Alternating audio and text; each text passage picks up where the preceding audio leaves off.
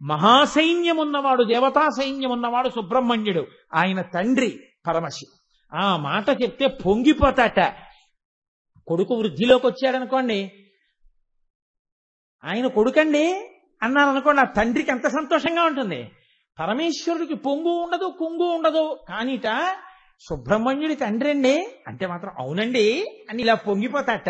కాబట్టి అటువంటి సుబ్రహ్మణ్యేశ్వరుడి వృత్తాంతం ఇవాళ చెప్పబడితే నా తల్లిదండ్రులు పార్వతీ పరమేశ్వరులు ఎంత పొంగిపోతారు.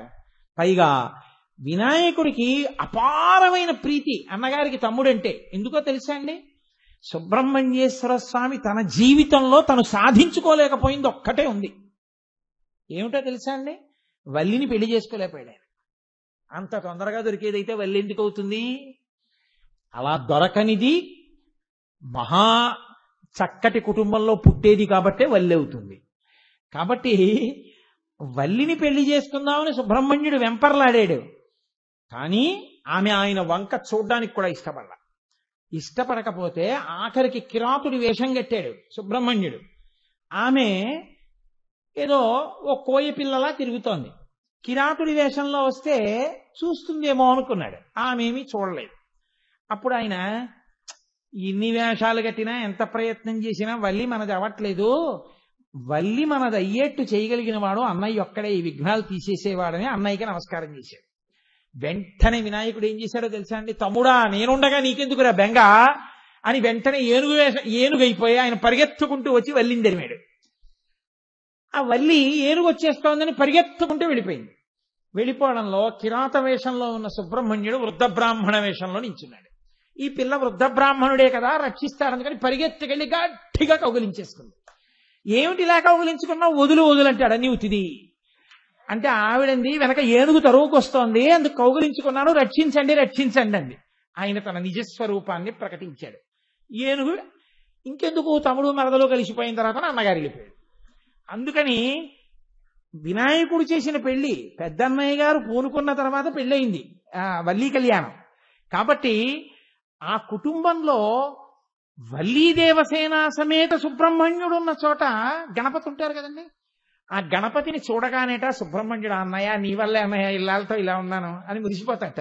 ఇలాంటి కొడుకులురా అని ఆవిడ పొంగిపోతుందిట. ఇలాంటి భార్య అండి అని పరమశివుడు పొంగిపోతాట. ఇలాంటి భర్త అండి అని ఆవిడ పొంగిపోతుందిట. ఇలాంటి తల్లిదండ్రులండి అని పిల్లలు పొంగిపోతారట. ఇలాంటి తల్లిదండ్రులు ఇలాంటి స్వాములునండి అని మనం పొంగిపోతాం కాదు. కాబట్టి ఆ పొంగు ఉంది కాబట్టి షష్ఠినాడు సుబ్రహ్మణ్యేశ్వర స్వామి వృత్తాంతాన్ని తీసుకొచ్చాడు ఈశ్వరుడు. కాబట్టి మనం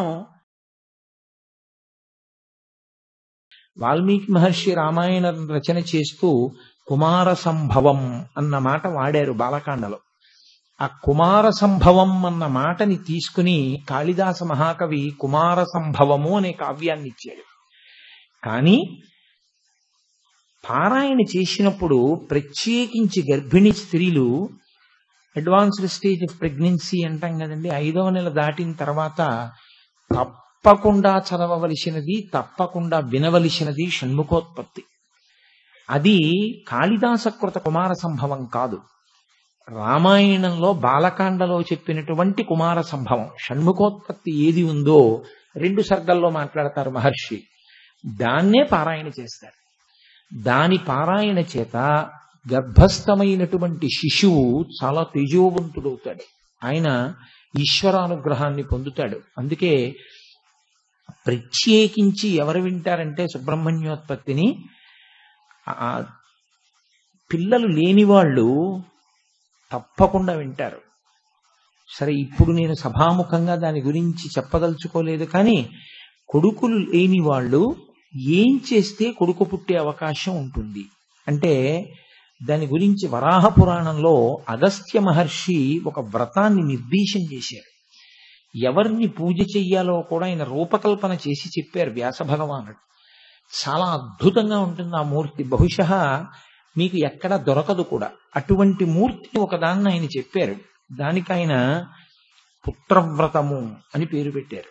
ఆ వ్రతం ఎవరైనా చేస్తే కొడుకు పుట్టి తీరుతాడు అని వ్యాసుడు అభయం ఇచ్చారు వరాహ పురాణంలో. అలాగే షష్ఠి తిథి నాడు ఎవరైనా సుబ్రహ్మణ్యోత్పత్తిని విన్నా, చదివినా, పారాయణ చేసిన వాళ్ళు పరిపూర్ణమైనటువంటి సుబ్రహ్మణ్యానుగ్రహాన్ని పొందుతారు.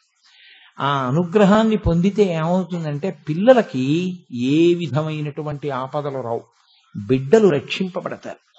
బిడ్డల రక్షణ కోరుకునే వాళ్ళు తప్పకుండా షణ్ముఖోత్పత్తిని వినాలి. కాబట్టి షణ్ముఖోత్పత్తి మాత్రం అంత తేలికైన విషయం కాదు. ఎన్ని మలుపులు తిరిగిపోయిందో అసలు. మొట్టమొదటిసారి వింటున్న వాళ్ళైతే సుబ్రహ్మణ్యోత్పత్తిని అంతా వినేశాక మళ్ళీ చెప్పు అంటే కొంచెం తడబడతారు కూడా. అన్ని మలుపులు తిరుగుతుంది. అందుకే అసలు ఆయన ఆవిర్భావ సమయమునందు మొత్తం దేవతలతో సహా ఈ లోకమంతా ఉత్కంఠతో చూసింది. అంత ఉత్కంఠయందు, ఉత్కంఠ అంటే ఉత్ అంటే తలలెత్తడం, కంఠ అంటే ఇలా, అంటే అయ్య బాబోయ్ ఏమవుతుందో అని దేవతలతో కలిపి ప్రపంచం అంతా ఇలా చూసింది. జరుగుతుందా జరగదా అని. దేవతల అస్తిత్వం కాదు, ప్రపంచము యొక్క అస్తిత్వమే ప్రశ్నార్థకమైంది ఆయన పుట్టకపోతే. అంతటి మహానుభావుడైన. అందుకే ఎక్కడ సుబ్రహ్మణ్యోత్పత్తి చెప్తారో అక్కడ దేవసేన సంతోషిస్తుంది. దేవసేన ఎక్కడుంటుందో తెలుసా అండి? మనలోనే ఉంటుంది. మంచి గుణములు దేవసేన, చెడు గుణములు రాక్షస సేన. చెడు గుణములను పరిమార్చగలిగిన శక్తి ఎప్పుడు వస్తుందంటే దేవసేనకి మంచి నాయకుడు దొరికితే. లోపల ఉన్న మంచి గుణములు పటుత్వాన్ని ఎప్పుడు పొందుతాయంటే స్కందోత్పత్తి వింటే, సుబ్రహ్మణ్యోత్పత్తి వింటే. అందుకే పెద్దలు అసలు సుబ్రహ్మణ్యారాధన చేయకుండా ఉండరు. పైగా కుజదోషానికి విరుగుడు సుబ్రహ్మణ్యేశ్వర స్వామి వారి ఆరాధన ఒక్కటే. అంత గొప్పది ఆయన ఆరాధన. మురుగన్ మురుగన్ మురుగన్ అని మురుగన్ మరుమగన్ అంటారు వాళ్ళు. మురుగన్ మరుమగన్ అంటే మేనల్లుడు అల్లుడైనాడు అని. పార్వతీదేవి కొడుకు విష్ణుమూర్తికి మేనల్లుడు కదండి.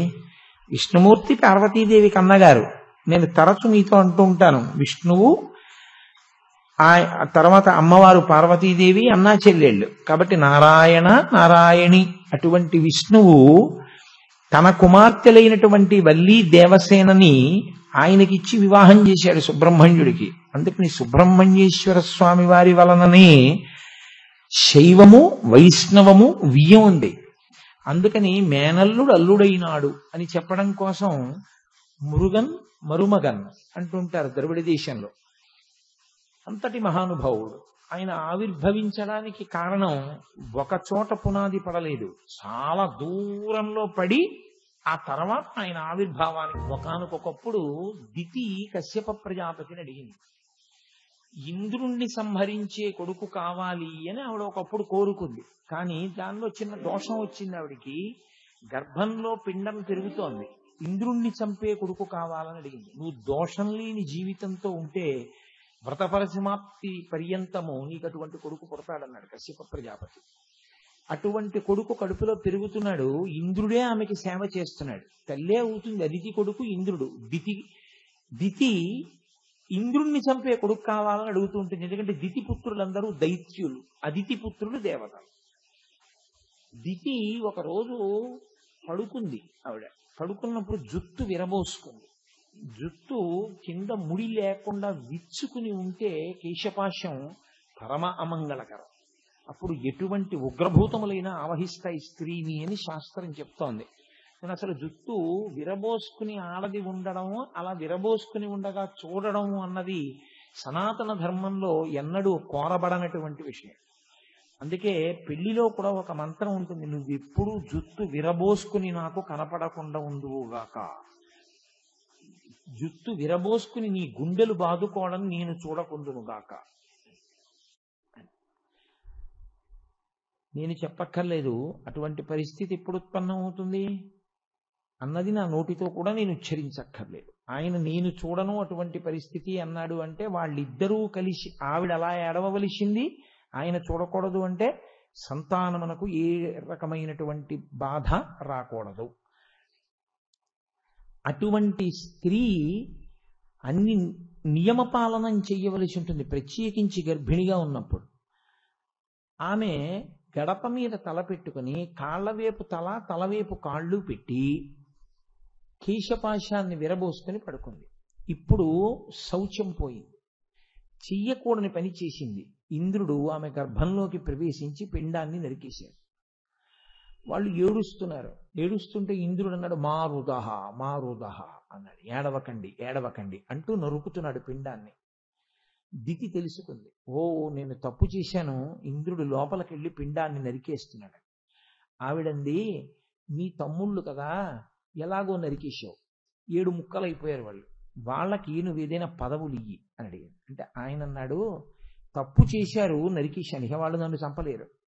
కాబట్టి ఇప్పుడు ఆ 7 ముక్కలైన పిండాన్ని 7గురిగా నువ్వు ప్రసవించు. ఆ 7గురికి మరుత్తులు అనబడేటటువంటి పదవులు ఇస్తాను. వాళ్ళు వాయువు మీద అధికారం కలిగి ఉంటారు. అందుకే సప్తమరుత్తులయ్యారు వాళ్ళు. దితికి బాధ ఉండిపోయింది కడుపులో.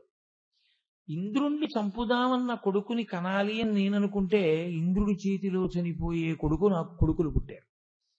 ఇంద్రుణ్ణి ఓడించగలిగిన కొడుకు పుట్టడా? ఆమె కశ్యప ప్రజాపతిని అడిగింది. ఎప్పుడూ కశ్యపుణ్ణి అడుగుతారు.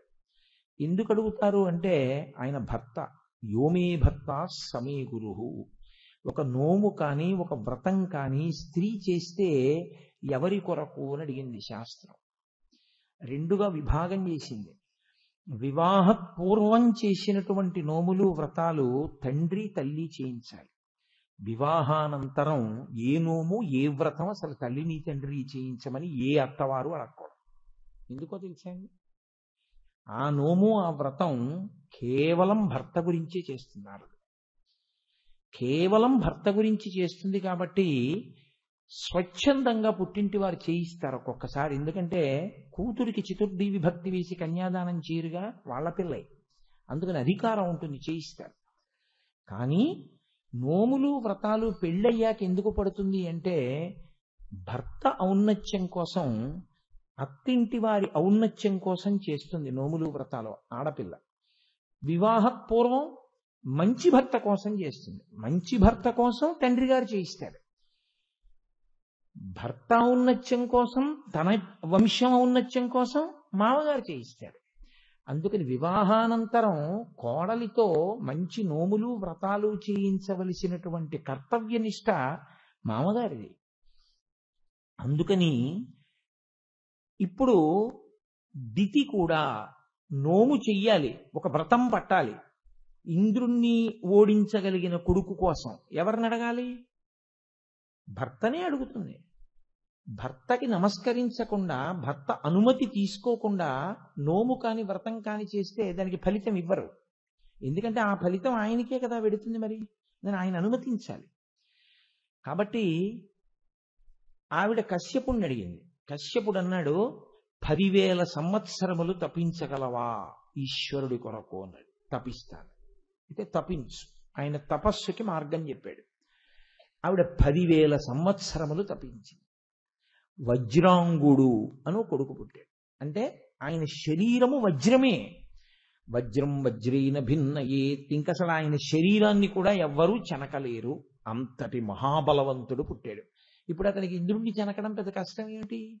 కాబట్టి ఇంద్రుణ్ణి ఓడించాడు. తల్లి అంత బోధ చేసింది ఆయనకి. నీకు పూర్వం నీ అన్నలు నా కడుపులో ఉండగా ఇంద్రుడు నా కడుపులో ప్రవేశించి వాళ్ళని నరికేశాడు. కాబట్టి నువ్వు ఇంద్రుణ్ణి ఓడించాలంది. ఆయన వెళ్ళి ఇంద్రుణ్ణి ఓడించి ఇంద్రుణ్ణి తీసుకొచ్చి కారాగారంలో పెట్టాడు. ఇప్పుడు దేవలోకం పరిస్థితి, సృష్టిని అలా ఉంచడం కోసం చతుర్ముఖ బ్రహ్మగారు కశ్యప ప్రజాపతితో కలిసి వచ్చాడు. కశ్యప ప్రజాపతి బ్రహ్మజ్ఞాని. ఆయనది తండ్రితనం అయినా ఆయనది ఎలా ఉంటుందో తెలుసా అండి? అలా ఇంద్రుడి జోలికి వజ్రాంగుడు వెడితే పొంగిపోవడం, ఈ భార్య సంతోషిస్తే ఈ భార్య సంతోషించాలండం, ఆ భార్య సంతోషించాలండం, దీనికి పూర్తి అతీతంగా ఉంటాడు కశ్యపుడు. అందుకని అట్లాంటి కొడుకు కావాలంటే దితికి మార్గం చెప్పాడు. అయ్యయ్యో ఇంద్రుడు లేకపోతే ఎలాగంటే బ్రహ్మగారితో కలిసి వచ్చాడు. కలిసి వచ్చి వజ్రాంగుణ్ణి అడిగాడు, ఇంద్రుడికి బంధించేవేమిట్రా? ఇంద్రుడు లేకపోతే వ్యవహారాలు నడవవు కొన్ని, కాబట్టి ఇంద్రుడిని విడిచిపెట్టావు అన్నాడు. అంటే ఆయన అన్నాడు, ఇంద్రుణ్ణి ఓడించాలనుకున్నాను, ఓడించాను. ఇంద్రుణ్ణి కారాగారంలో పెట్టాలనుకున్నాను, పెట్టాను. ఇప్పుడు నా కీర్తి నాదేగా, ఇంద్రుణ్ణి ఓడించేశానని. కానీ ఎలాగో వచ్చారు, బ్రహ్మగారు వచ్చారు, మహానుభావుడు కశ్యప ప్రజాపతి వచ్చారు. నాకు తత్వజ్ఞానం వచ్చేటట్టుగా నన్ను అనుగ్రహిద్దురు అన్నాడు. చాలా గొప్ప మాట కదండి. ఒక రాక్షసుడు అట్లాంటి మాట అడగడం చాలా ఆశ్చర్యకరం. ఇంద్రుడి యొక్క ఓటమి పూర్తవగానే వజ్రాంగుని యందు అటువంటి భావన పడసూపింది. బహుశా ఆమె తపస్సు కారణం, కశ్యప ప్రజాపతి యొక్క వీర్యము కారణం. కాబట్టి ఇప్పుడు నాకు తత్వజ్ఞానం కావాలని బ్రహ్మగారిని అడిగాడు. బ్రహ్మగారు అన్నారు, నీకు తత్వజ్ఞానం కావాలి అంటే అసలు ముందు ఒక్కటే మార్గం, సత్వగుణావలంబకుడవు కావాలి. ఎప్పటికప్పుడు రజోగుణాన్ని తమోగుణాన్ని పరిశీలించి చాలా జాగ్రత్తగా దూరం చేస్తూ ఉండాలి. అలా సత్వమునందు నిలబడితే తత్వము ప్రకాశిస్తుంది అన్నాడు.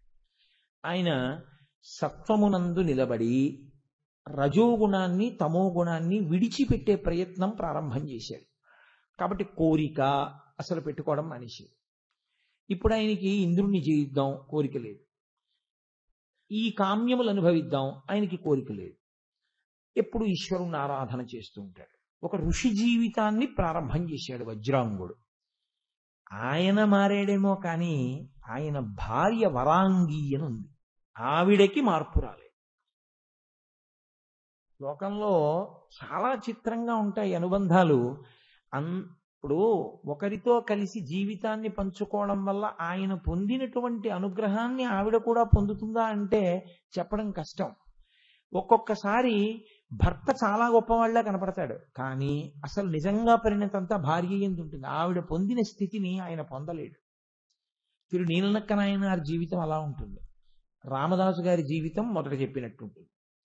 రామదాసు గారికి అన్నం పెట్టింది, రామదాసు గారి వెంటుంది, కష్టసుఖాల్లో పాలు పంచుకుంది.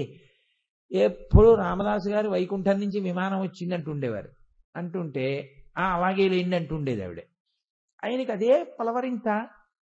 నిజంగా విమానం రానే వచ్చిందో రోజున ఆయన అన్నారు, ఉషే వైకుంఠం నుంచి విమానం వచ్చింది, ఎక్కువసేపు ఉండదు కదా, ఎక్కేస్తున్నాను రా అన్నారు. ఆవిడంది, ఇలాగే అంటారులే అని చల్ల చేస్తున్నాను, మీరు ఎక్కి వెళ్ళండి నేను వస్తాను. ఆయన ఎక్కేశారు. ఆయన రామనామం చెప్తున్నారు, పుష్పక విమానం ఎగిరిపోయింది ఆకాశంలోకి. భద్రాచలంలో అందరూ చూశారండి. అది అసలు రామదాసు గారి కథ. ఆ విమానం పైకి ఎగిరినప్పుడు అందరూ చూసి రామదాసు గారికి జై అని అరుస్తూ చూస్తుండగా ఆయన పైనుంచి రామనామం చెప్తూ వెళ్ళిపోయింది విమానం వైకుంఠానికి. ఈవిడ ఏమిటి అంత అరుస్తున్నారని బయటకు వచ్చి చూసింది. అందరికీ నమస్కారం చేస్తూ రామదాసు గారు వెళ్ళిపోయారు.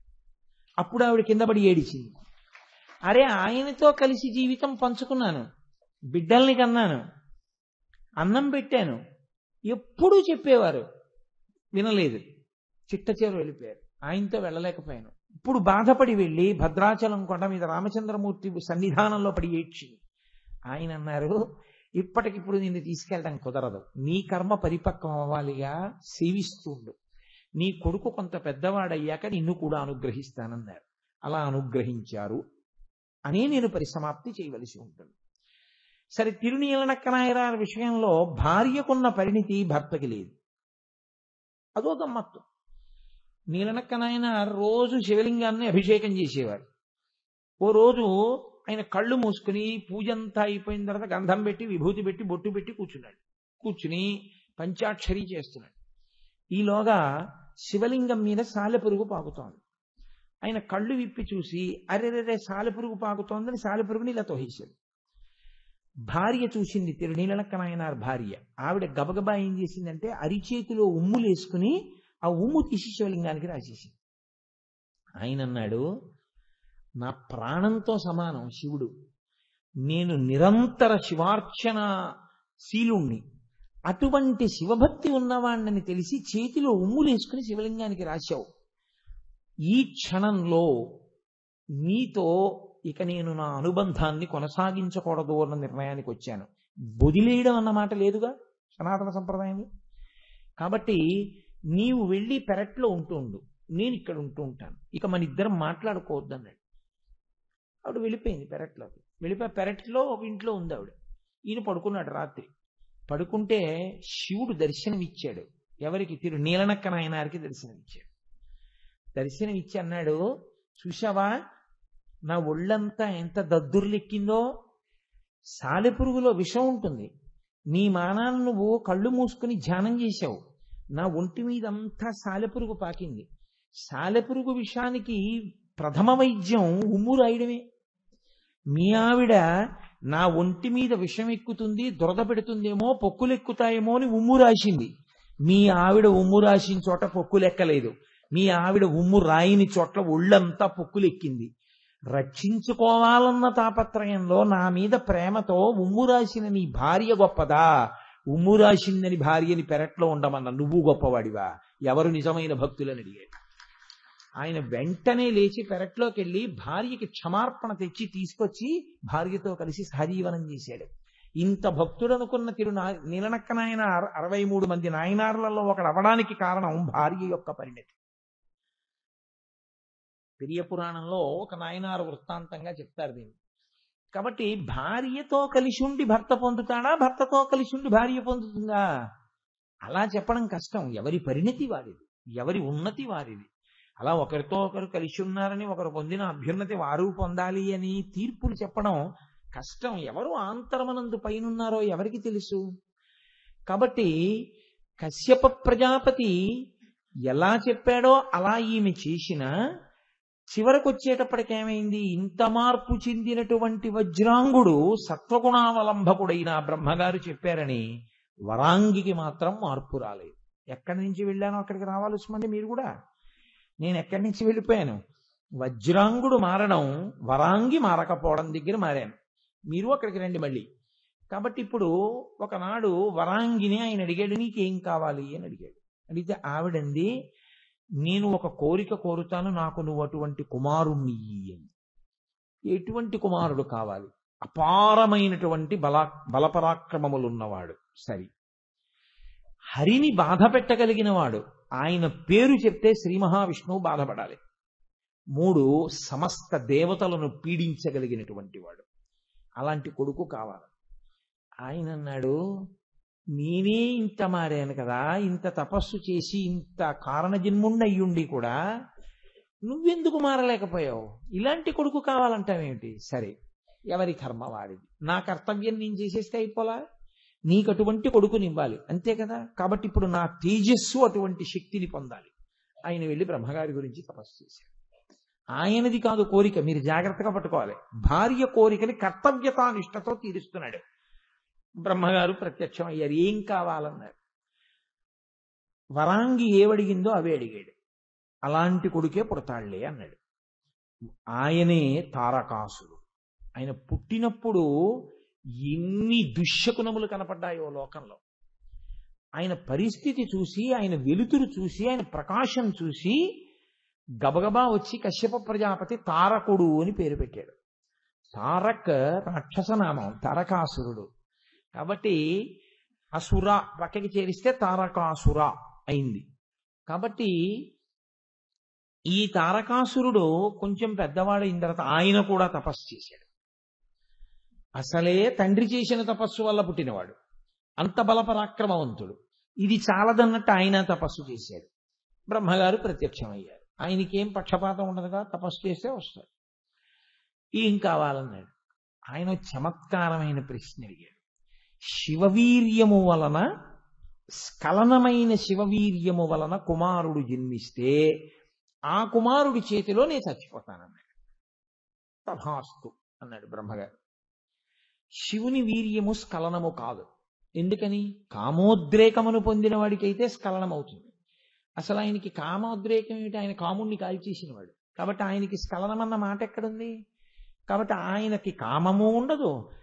ఆయన కామము పొందడం వలన వీర్యము స్ఖలనము అవదు. స్ఖలనం అవదు కాబట్టి ఆయనకి వీర్యము, ఆయన వీర్యము వలన కుమారుడు పుట్టను పుట్టడు. కాబట్టి తాను చావను చావడు. ఇప్పుడు ధైర్యం వచ్చేసింది ఆయనకి. ప్రతివాడు ఏమనుకుంటాడంటే బలె బుట్టలో పెట్టాను బ్రహ్మగారిని అనుకుంటుంటాడు. బ్రహ్మగారు ఏముంది, హంసవాహనం ఎక్కి తుర్రు నిలిపాడు. ఇహ ఈయన బయలుదేరాడు. వెంటనే పాపం అమాయక ప్రాణి ఇంద్రుడు దొరుకుతాడు. ఆయన దగ్గరికి వెళతారు. ఆయన్ని చిత్తక్షోభ పెట్టేస్తారు. ఆ స్వర్గలోకాన్ని ఆక్రమిస్తారు. ఇంకెక్కడి నుంచి నేనే దేవుణ్ణి, దేవుడు ఏమిటి అంటాడు. అల్లరి మొదలు పెడతాడు. అలాగే తారకాసురుడు మొదలుపెట్టాడు. చాలా పెద్ద మలుపు ఎక్కడ తిరిగిందో తెలుసా అండి? ఇప్పుడు ఈ తారకాసురుడు మరణించాలి. ఈ తారకాసురుడు మరణించాలంటే శివుడు అనురక్తి పొందాలి. శివుడు ఎవరి యందు అనురక్తి పొందుతాడు? కేవలము అమ్మవారి యందు మాత్రమే. అమ్మవారేది లేదు. దక్ష ప్రజాపతి కుమార్తెగా దాక్షాయిణిగా ఉండగా దక్షుడు చేసినటువంటి అవమానాన్ని, అంటే భర్తృనిందని సహించలేక శరీరాన్ని విడిచిపెట్టింది. కాబట్టి ఇప్పుడు శక్తి స్వరూపం ఒక శరీరంతో లేదు. అసలు శక్తి స్వరూపం శరీరంతో లేనప్పుడు అసలు ఆయనకి భార్య ఏందే కామం ఉన్నవాడు కాడు, ఇంకా పరస్త్రీ ఎందుకు కామం ఏమిటి? కాబట్టి ఇంకా ఆయనకి కొడుకు ఎలా పుడతాడు? కాబట్టి ఇప్పుడు మళ్ళీ ఆదిశక్తి స్త్రీగా స్వరూపాన్ని పొందే వరకు దేవతలు ఎదురు చూడాలి. అలా వీపులు పగిలిపోతున్నా ఎదురు చూశారు అమ్మవారు ఎప్పుడు వస్తుందో అని. అది అమ్మవారంటే. నా తల్లి ఆవిర్భావమే కారుణ్యం. ఆమె మేనకా హిమవంతులకు కుమార్తెగా పర్వతరాజపుత్రి పార్వతి అన్న పేరుతో ఆవిర్భవించింది. తొందరంతా ఎవరిది? దేవతలది. ఎందుకని? తొందరగా కొడుకు పుట్టేయాలి. తొందరగా కొడుకు పుట్టేయాలంటే పార్వతీ కళ్యాణం అయిపోవాలి. పార్వతీ కళ్యాణం అయిపోతే శివుడికి ధర్మబద్ధమైన కామము ధర్మమే. మీరు చాలా జాగ్రత్తగా పట్టుకోవాల్సి ఉంటుంది నా మాట. ధర్మబద్ధమైన కామము ధర్మమే. అందుకుని శివుడికి ఆ విషయంలో ఒకవేళ తన భార్య యందు అనురక్తి పొందిన దాన్ని కామము అన్న మాట అనడానికి కూడా వీలుండదు. ధర్మబద్ధమైన కామము ధర్మమే. అప్పుడు ధర్మానురక్తిగా ఉండి ఉండవచ్చు. అందుకని అసలు ముందు పార్వతీ కళ్యాణం జరగాలి. పార్వతీ కళ్యాణం జరగాలి అంటే ఆవిడ అక్కడే ఉంది, సేవ చేస్తోంది. ఈయన అక్కడే ఉన్నాడు, తపస్సు చేస్తున్నాడు. ఆవిడ వస్తోంది, పువ్వులు ఇస్తోంది, ఆయన పూజ చేస్తాడు. ఆవిడ వస్తోంది, పళ్ళెడుతోంది, ఈయన తింటాడు. ఈయన అనురక్తితో ఆవిడ్ని చూడడం, ఆవిడ అనురక్తితో ఈయన్ని చూడడం. ఆవిడికి ఆయన్ని పతించేసుకుందామనే ఉంటుంది ఎప్పుడు. ఈయన మాత్రం అంత తొందరగా లొంగేవాడేం కాడు. నిరంతరము తలలో తాను రమిస్తూ ఉంటాడు. ఇప్పుడు ఆయన రమిస్తే వీళ్ళకి బాధ ఏమిటి? వీళ్ళ వీపులు పగిలిపోతున్నాయి. తారకాసురుడు కొడుతున్నాడు, కొడుకు పుట్టాలి. అందుకని ఆ ఇంద్రుడు మన్మధుణ్ణి పిలిచి, నువ్వు బాణాలు వేయవయా, బాణాలు వేస్తే శివుడి మనసు కదులుతుంది. శివుడు మనసు కదిలితే ఎదురుగుండా ఉన్న పార్వతి యందు అనురక్తుడవుతాడు. వాళ్ళిద్దరికీ ఇప్పుడు కొత్తగా వివాహం జరగక్కర్లేదు, వాళ్ళ ఆది దంపతులు వాళ్ళు. అనురక్తుడైతే బిడ్డడు పుడితే మనకి తారకాసుర సంహారం అవుతుంది. కాబట్టి నువ్వు బాణాలు వేసేయండి అంటే పాపం చాలా ఏడిచాడు సుమండే. పోతన గారి వీరభద్ర విజయంలో ఎంత ఏడ్చాడో. ఇంటికెడితే రతీదేవి దెబ్బలాడింది. బుద్ధి ఉందా లేదా నీకు? శంకరుడి మీద బాణాలు వేయడం ఏమిట్రా నువ్వు అందావిడ. ఎంత ఏడ్చాడో తెలుసా అండి. ఒకవేళ నిజంగా నేను శివుణ్ణి గెలిచి ఇంటికి వస్తే నా తండ్రి విష్ణు ఒప్పుకుంటాడా? శివుడి మీద బాణం ఎందుకు వేసామని అడగడా? శివకేశవ అభేదాన్ని పోతన గారు అంత పండించారు వీరభద్ర విజయంలో. సరే, వింటాడా ఇంద్రుడు? తన పని తనకు అయిపోవాలి. నీకు నేను లేనా? అదిగో నీకు వెనకాల రావడానికి చిలకలు లేవా? అకస్మాత్తుగా వసంత ఋతువు వచ్చేదా? మనస్సుకు ఉల్లాసం కలగడానికి ముందు వీళ్ళందరూ పనిచేయరా? నీకేం పర్వాలేదు, నీ వెనకాల మేమందరం ఉన్నాం వెళ్ళన్నారు. వెళ్ళాడు, బాణాలు వేశాడు. బాణాలు ఎక్కడ వేశాడు? ఒకటి వేశాడు. శివుడికి అది తగలగానే ఆయన మనస్సు కించిత్ వికారమును పొందినదేమో, ఏకాగ్రత భంగమైందేమో అని ఆయనకు అనుమానం వచ్చింది. ఎందుకు ఏకాగ్రత భంగమైంది? నా మనసుని కదపడానికి బాణప్రయోగం మన్మధుడు స్వతంత్రించి వేశాడా? ఆయన వెతికి చూశాడు, పొదలో ఉన్నాడు. ఆయన మూడో కన్ను విప్పాడు. ఆయన బూది కుప్పై కింద పడ్డాడు. కామారిహి, కాముణ్ణి కాల్చేశాడు. అరిహి అంటే ఏమిటో తెలుసా అండి? కాల్చేయడమే కాదు, అసలు కామానికి శత్రువు ఆయన. కాబట్టి ఇప్పుడు కొత్త సమస్య వచ్చిందంటే అసలు మన్మధుడు లేడు. ఇంకా పెళ్ళేమిటి వాళ్ళిద్దరికీ? వాళ్ళిద్దరికీ కాదు, అసలు లోకంలో ఎవరికీ పెళ్లి ఉండదు, ఎవరూ పెళ్లి చేసుకోరు. స్త్రీ ఎందు ఎవరికి అనురక్తి ఉండదు, పురుషుని ఎందు స్త్రీకి అనురక్తి ఉండదు. కాబట్టి ప్రత్యుత్పత్తి ఉండదు, ఆగిపోయింది సృష్టి. ఇప్పుడు మళ్ళీ ఎవరు ముందుకు రావాలి అడిగేసి? వీళ్ళెవ్వరూ ఇంకా చేయగలిగింది ఏం లేదు. ఇక మళ్ళీ శివ అంటే 50 మైళ్ళ దూరంలో నిలబడుతున్నారు. అప్పుడు అమ్మవారు ఏం చేసిందంటే తను తీసుకుంది ఆయుధాలు. ఆ మన్మధుడి చెరుకు విల్లు పుష్పబాణాలు తాను పుచ్చుకుంది. శివకామ సుందరి అయి కాముణ్ణి కాల్చిన వాణ్ణి పెళ్లిపీటల మీదకి తీసుకొచ్చి కూర్చోబెట్టింది. అది కూడా అంత తేలిగ్గా అయిపోయిందని మీరు అనుకోకండి. ఆవిడ తపస్సు చేస్తే తన పెళ్లి తానే చెడగొట్టుకోవడానికి ప్రయత్నించిన వాడు శంకరుడు. ఆయన అంత గాంభీర్యం ఉన్నవాడు. ఎందుకంటే తీరా ఆవిడ తపస్సు మొదలెట్టింది, పరమశివుడు అనుగ్రహించి ఇచ్చు, కానీ ఆయన బాహ్య సౌందర్యమునకు లొంగేవాడు కాడు, అంతఃసౌందర్యమునకు లొంగుతాడు. కాబట్టి ఇప్పుడు ఆవిడ పైన అందానికి ఆవిడ వెంపర్లాడలేదు, అపర్ణ అయిపోయింది. అంటే ఆకులు కూడా తినడం మాని తపస్సు చేసింది. ఆకులు కూడా మాని తపస్సు చేయడం మొదలు పెడితే క్షీణించిపోరండి, బాహ్య సౌందర్యం పోదు. ఆవిడ అలా శుష్కించిపోయాక ఒక బ్రహ్మచారి రూపంలో వచ్చి ఆ శివుడితో నీకు పెళ్లి ఏమిటమ్మా అని శివనింద మొదలెట్టాడు. ఆవిడికి కోపం వచ్చి చిలికెత్తెల్ని పిలిచి వీడిని ఈడిచేయండి అవతలకండి. అప్పుడు నిజరూప దర్శనం ఇచ్చాడు. నిజరూప దర్శనం ఇచ్చి నిన్ను పెళ్లి చేసుకుంటా అన్నాడు. అంటే ఆవిడంది, అలా చేసుకుంటే నేను ఒప్పుకోను, ఇంత తపస్సు చేసి నిన్ను పెళ్లి కొప్పించిన తర్వాత ఏదో చటుక్కుని నువ్వు నా పాణిగ్రహణం చేసేస్తే అలా కుదరదు. ఒక లక్షణం ఒకటి ఉంది, కన్యావరణం అని. మగ పెళ్ళవాడు ఉంటాడే పెళ్లి కొడుకు తల్లిదండ్రులు పెళ్లి కొడుకు కలిసి పండితులకు తాంబూలం ఇచ్చి నా కొడుక్కి తగినటువంటి కన్యని అన్వేషించండి అని నియామకం చెయ్యాలి. ఇప్పుడు నా కొడుకున్నాడు అనుకోండి, ఓ ఏడాదిలో పెళ్లి చేసేద్దాం అనుకున్నాను అనుకోండి, నేను ఏదో శుభముహూర్తం చూసుకోవాలి. చూసుకుని ఆ రోజున ఏం చేయాలంటే, నేను యథార్థం చెప్తున్నానండి, నేను ఆ రోజున ఏం చేయాలంటే నా దగ్గర ఉండే పెద్దలు కొంతమంది నాకు పరిచయం ఉంటారు కదా, ఆ పరిచయం ఉన్నటువంటి పెద్దలు, ఏ గోపాలకృష్ణ గారు ఇలాంటి వాళ్ళను నలుగురిని పిలిచి, లేదా నేను వాళ్ళ ఇంటికి వెళ్ళి నేను కోడల్ని తెచ్చుకుందాం అనుకుంటున్నాను. నా కుటుంబ సంప్రదాయం, నా కుటుంబం యొక్క పరువు ప్రతిష్టలు, కీర్తి మీకు తెలుసు. వాటికి విఘ్నము కలగకుండా, అవి పాడవకుండా కొనసాగింపు చేయగలిగినటువంటి అమ్మాయి ఎక్కడుందో మీకు తెలిసి ఉంటుంది, మీరు వెతికి రండి అని పంపించాలి. కళ్యాణంలో కూడా అదే చేస్తాం కన్యావరణ అంటే. అప్పుడు వీళ్ళేం చేస్తారంటే ఆడపిల్లని ఇంటికి ఎడతారు. వెళ్ళి ఆ ఆడపిల్ల ఏం చేస్తుండాలి, ఆ అమ్మాయి జుత్తు విరబోసుకుని తిరుగుతుండకూడదు, ఆ అమ్మాయి అమ్మవారి పూజ చేసుకుంటూ ఉండాలి. అందుకని గౌరీ పూజ చేసుకుంటూ ఉంటుంది అప్పుడు, అది శుభం. కాబట్టి ఆ అమ్మాయి పూజ చేసుకుంటున్న టైంలో వీళ్ళు వెళ్ళి అడుగుతారు, ఏమయ్యా ఫలానా పెళ్లి కొడుక్కి మీ అమ్మాయిని ఇవ్వయా అని పెళ్లి కొడుకు యొక్క ప్రవర చెప్తారు. అప్పుడు ఈమెం చేస్తాడంటే తన ప్రవర తాను చెప్పి, సరే మా అమ్మాయిని ఇస్తాను అని మాట ఇస్తాడు పెద్దలకి. అప్పుడు ఆ పెద్దలు వచ్చి చెప్తారు, ఏమంటే మీ అబ్బాయికి వాళ్ళ అమ్మాయిని ఇస్తానన్నారు, వాళ్ళ అమ్మాయి బాగుంటుందని. అప్పుడు ఈయన ఏం చేస్తాడంటే, అందుకని పెద్దలు నిశ్చయించినారుగాన, వాళ్ళిద్దరూ నిశ్చయించేసుకున్నాక నిర్ణయించే పెద్దలు ఎవరు? అది కాదు, తన పాత్ర ఏమైనా ఉందా, కన్యావరణ ఏమైనా ఉందా? పెద్దలు నిశ్చయించినారుగాన ఏతత్ శుభముహూర్తమునకు తామెల్లరూ ఇచ్చేసి సైడ్ హెడ్డింగ్ల పెళ్లి కార్డులు వేయకూడదు, వాక్య నిర్మాణం చేసే వెయ్యాలి. విందు బొంద ఇలా సైడ్ హెడ్డింగ్లు పెట్టి శుభలేఖలు ఏంటి, ఫ్రమ్ టు టైములు 12 నుంచి 2 గంటల వరకు విందు, 2:05కు వస్తే వెనక్కి పోవు, అలా ఉండకూడదు. మంగళప్రదంగా ఉండాలి. మంగళం మహత్ 5 శ్రీకారములతో పూర్తి చేస్తారు.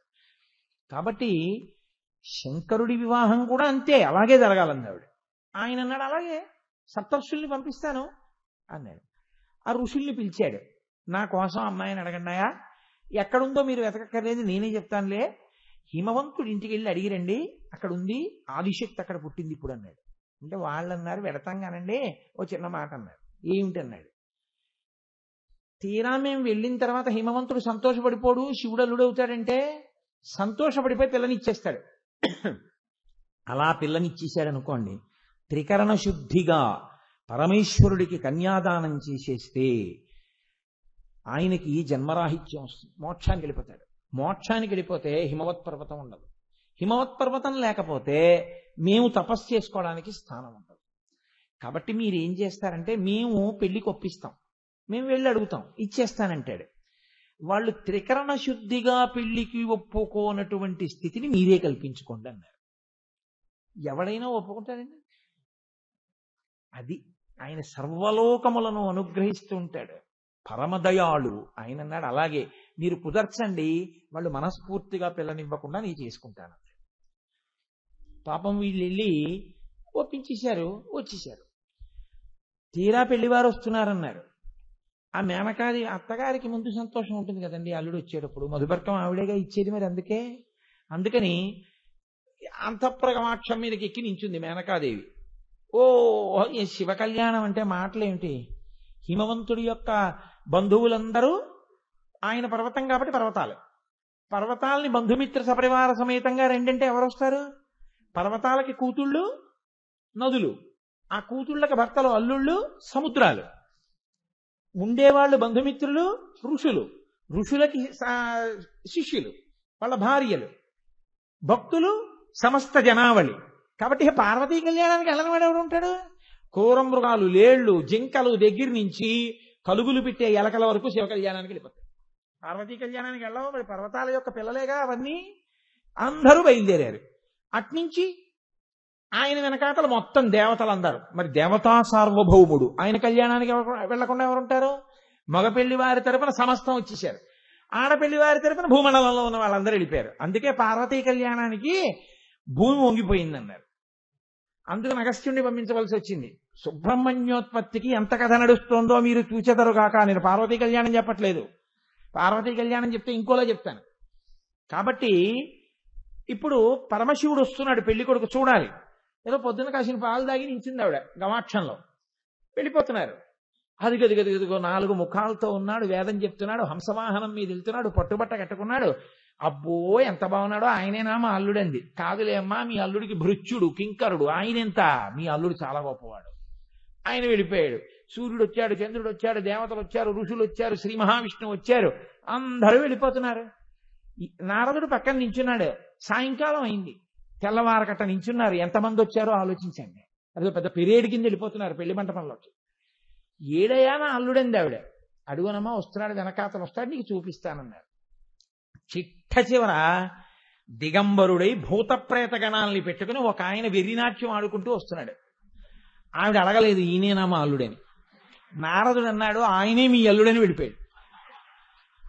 ఆవిడేం చేసిందంటే ఇంకొక మారు చూసి తానే సిగ్గుపడిపోయి గబగబా కిందకెళ్ళి పార్వతీదేవినంది, నీకు వాడు దొరికాడే తపస్సు చేసి, ఇంకొకసారి పెళ్లి చేసుకుంటానాయన అన్నావు, నిన్ను చంపి నేను చచ్చిపోతానంది. యథార్థం అండి, పురాణంలో అలాగే అంది. ఆవిడ మనసు మార్చడానికి అరుంధతీదేవి పూనుకోవలసి వచ్చింది. ఇంత చేసినా ఆవిడకి అనుమానమే, ఎంత అందగాడిగా వచ్చాడో తర్వాత అసలు పెళ్లి కొడుగ్గా వచ్చినా ఆవిడికి ఇంకా పాత విషయమే తిరుగుతోంది. ఎప్పుడన్నా మన ఇంటికి ఏ పండక్కోలా రాడు కదా అని భయమే. అందుకే త్రికరణ శుద్ధిగా కన్యాదానం చేయకపోవడం వల్ల హిమాలయ పర్వతాలు ఇంకా ఉన్నాయి. అందుకు మనం హరిద్వార్, ఋషికేశ్ వెళ్ళగలుగుతున్నాం, శివానుగ్రహం. లేకపోతే ఆయన హాయిగా కన్యాదానం బుచ్చేసుకుంటే హిమాలయాలు ఉండేవిగా ఉత్తర దిక్కున. అంతటి మహానుభావుడు. సరే అయింది పార్వతీ కళ్యాణం. ఇప్పుడు పార్వతీ కళ్యాణం అయిపోయి తారకాసురుడు అలాగే ఉన్నాడు ఉస్మండి, ఇప్పుడు కొడుతూనే ఉన్నాడు. పార్వతీ కళ్యాణం అయిపోయింది, మన్మధుణ్ణి ఆవిడ బతికించింది, లోకాలన్నీ ఉత్పత్తి అవుతున్నాయి, అంతా బాగుంది. తారకుణ్ణి చంపేవాడే పుట్టలేదు. ఇప్పుడు పార్వతీ పరమేశ్వరులిద్దరూ కూడా అంతఃపురంలో ఏకాంతమునందు క్రీడిస్తున్నారు. పురారామ కృతోద్వాహో నీలకంఠో మహాతపాః దృష్ట్వా చ స్పృహయా దేవీ మైథునాయోపచక్రమే అంటారు మహర్షి. ఎంత గొప్ప మాటలేస్తారో తెలుసా అండి. పురారామ కృతోద్వాహో నీలకంఠో మహాతపాః, 3 ముళ్ళు వేసిన తరువాత మాత్రమే కామానురక్తి కలిగింది శివుడికి. ఆవిడ ఆదిశక్తి అయినా, ఎప్పటి నుంచో ఆయన భార్య అయినా, ఇప్పుడు కూడా 3 ముళ్ళు వేస్తే తప్ప ఆయన కామంతో చూడటం. కాబట్టి ఇప్పుడు ఆయనని, ఆమెను కామదృష్టితో చూసి ఆయన ఆమెతో క్రీడిస్తున్నాడు. అదే దేవతలకు కావాలి కదండి, కొడుకు పుట్టాలి కాబట్టి. అప్పటికి అలా వాళ్ళిద్దరూ క్రీడించడం మొదలుపెట్టి 100 దివ్య సంవత్సరాలు అయ్యాయి. మామూలు మన లెక్కలో సంవత్సరాలు కావు, దివ్య సంవత్సరములు 100 సంవత్సరములు. అసలు బయటికే రాలేదు వాళ్ళిద్దరు. ఇంతలో దేవతలందరూ సభ పెట్టి బ్రహ్మగారి దగ్గరికి వెళ్ళారు. వాళ్ళు ఏమంటారని మనం అనుకుంటాం. వాళ్ళు ఏమనాలి? అయ్యా 100 దివ్య సంవత్సరములు అయిపోయాయి, ఇప్పటికి పార్వతీ పరమేశ్వరులు ఇంకా బయటికే రాలేదు. ఆవిడ గర్భం ఎప్పుడు ధరిస్తుంది, ఆవిడికి పిల్లాడు ఎప్పుడు పుడతాడు, ఎప్పుడు మా వీపులు మళ్ళీ బాగుపడతాయి అని కదా అడగాలి. వాళ్ళన్నారు బ్రహ్మగారితో, విచిత్రమైనటువంటి ఆలోచన వచ్చింది దేవతలకి. ఊరే, పరమశివుడు మహాభూతం. మహాభూతం అంటే పిశాచాలవి అనుకోకండి, అద్భుతమైనటువంటి స్థితి. ఆ తేజస్సు అనన్య సామాన్యం. దానికి తోడు ఆదిశక్తి, ఆమె అనన్య సామాన్యం. ఇప్పుడు ఈ రెండూ కలిస్తే చూడ్డానికి కళ్ళు చాలవు. మీరు చూడండి, ఎప్పుడైనా మేఘం మీద సౌదామిని వచ్చింది అనుకోండి, అందంగా ఉంటుందేమో, మీరు చూడగలరా? కాసేపు కళ్ళు దెబ్బతింటాయి, చూడలేరు మెరుపుని. కాబట్టి ఇప్పుడు వాళ్ళిద్దరి కలయికకి ఇంకొక మహాభూతం ఆవిర్భవిస్తే, ఇంకొక తేజోవంతమైన ప్రాణి వస్తే అసలు మనం తట్టుకోగలమా? మనం చూడగలమా? అటువంటి భూతమును ఈ సృష్టి ముయ్యగలదా? వీళ్ళకి ఎందుకు చెప్పండి? వీళ్ళకి అటువంటి ఆలోచన వచ్చింది. కాబట్టి వాళ్ళు అన్నారు, అవును రోయ్, చాలా గొప్ప ఆలోచన, మనం వెంటనే కైలాసానికి వెళ్ళి శంకరుణ్ణి పిలుద్దాం. ఆర్తత్రాణపరాయణుడు కనుక ఎలుగెత్తి అరిస్తే బాధతో ఆయన బయటకు వచ్చేస్తాడు.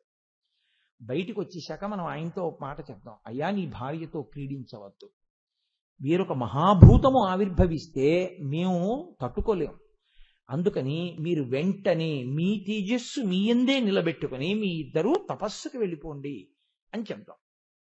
అయితే అలాగే బ్రహ్మగారితో సహా దేవతలందరూ బయలుదేరి శంకరుడి యొక్క కైలాసం దగ్గర నిలబడ్డారు. సరే, ఇక్కడ నేను మీకు మళ్ళీ ఇంకొక విషయాన్ని చెప్పవలసి ఉంటుంది, చెప్పకపోతే అది పూర్తవుతుంది. అదే నేను మీతో చెప్పింది, మీ మలుపులు తిరిగిపోతున్నాయి. అసలు దేవతలు ఇలా ఎందుకు అడగాలి? ఇలా అడుగుతారు అని మనం ఊహించం కదా కథకున్న నేపథ్యంలో. అదేం ఆలోచన వాళ్ళు అలా ఎందుకు అడుగుతున్నారు శంకరుణ్ణి అంటే, దానికి ఒక పెద్ద చమత్కారం ఒకటి ఉంది. ఒకానొకప్పుడు బ్రహ్మమానసపుత్రుడు సనత్కుమారుడు, సనక సనందనాదులు అంటాం కదండి, నలుగురు బ్రహ్మజ్ఞానుల్లో సనత్కుమారుడు ఒకడు. ఆయన పుట్టుకతో బ్రహ్మజ్ఞాని, ఎప్పుడూ పిల్లవాడిగానే ఉంటాడు. ఆయన ఒకరోజు నిద్రపోతుంటే ఆయనకి కల వచ్చింది. అసలు కల రాదు వాళ్ళకి, ఎందుకో తెలుసా అండి? కలకి సాక్షి, నిద్రకు సాక్షి, వాళ్ళు ఎప్పుడూ తురీయావస్థలో ఉంటారు. ఆయన కలయందు ఆ కలని చూసి ఉద్రేకపడ్డాడు. అంటే అవస్థలోకి జారాడా లేదా?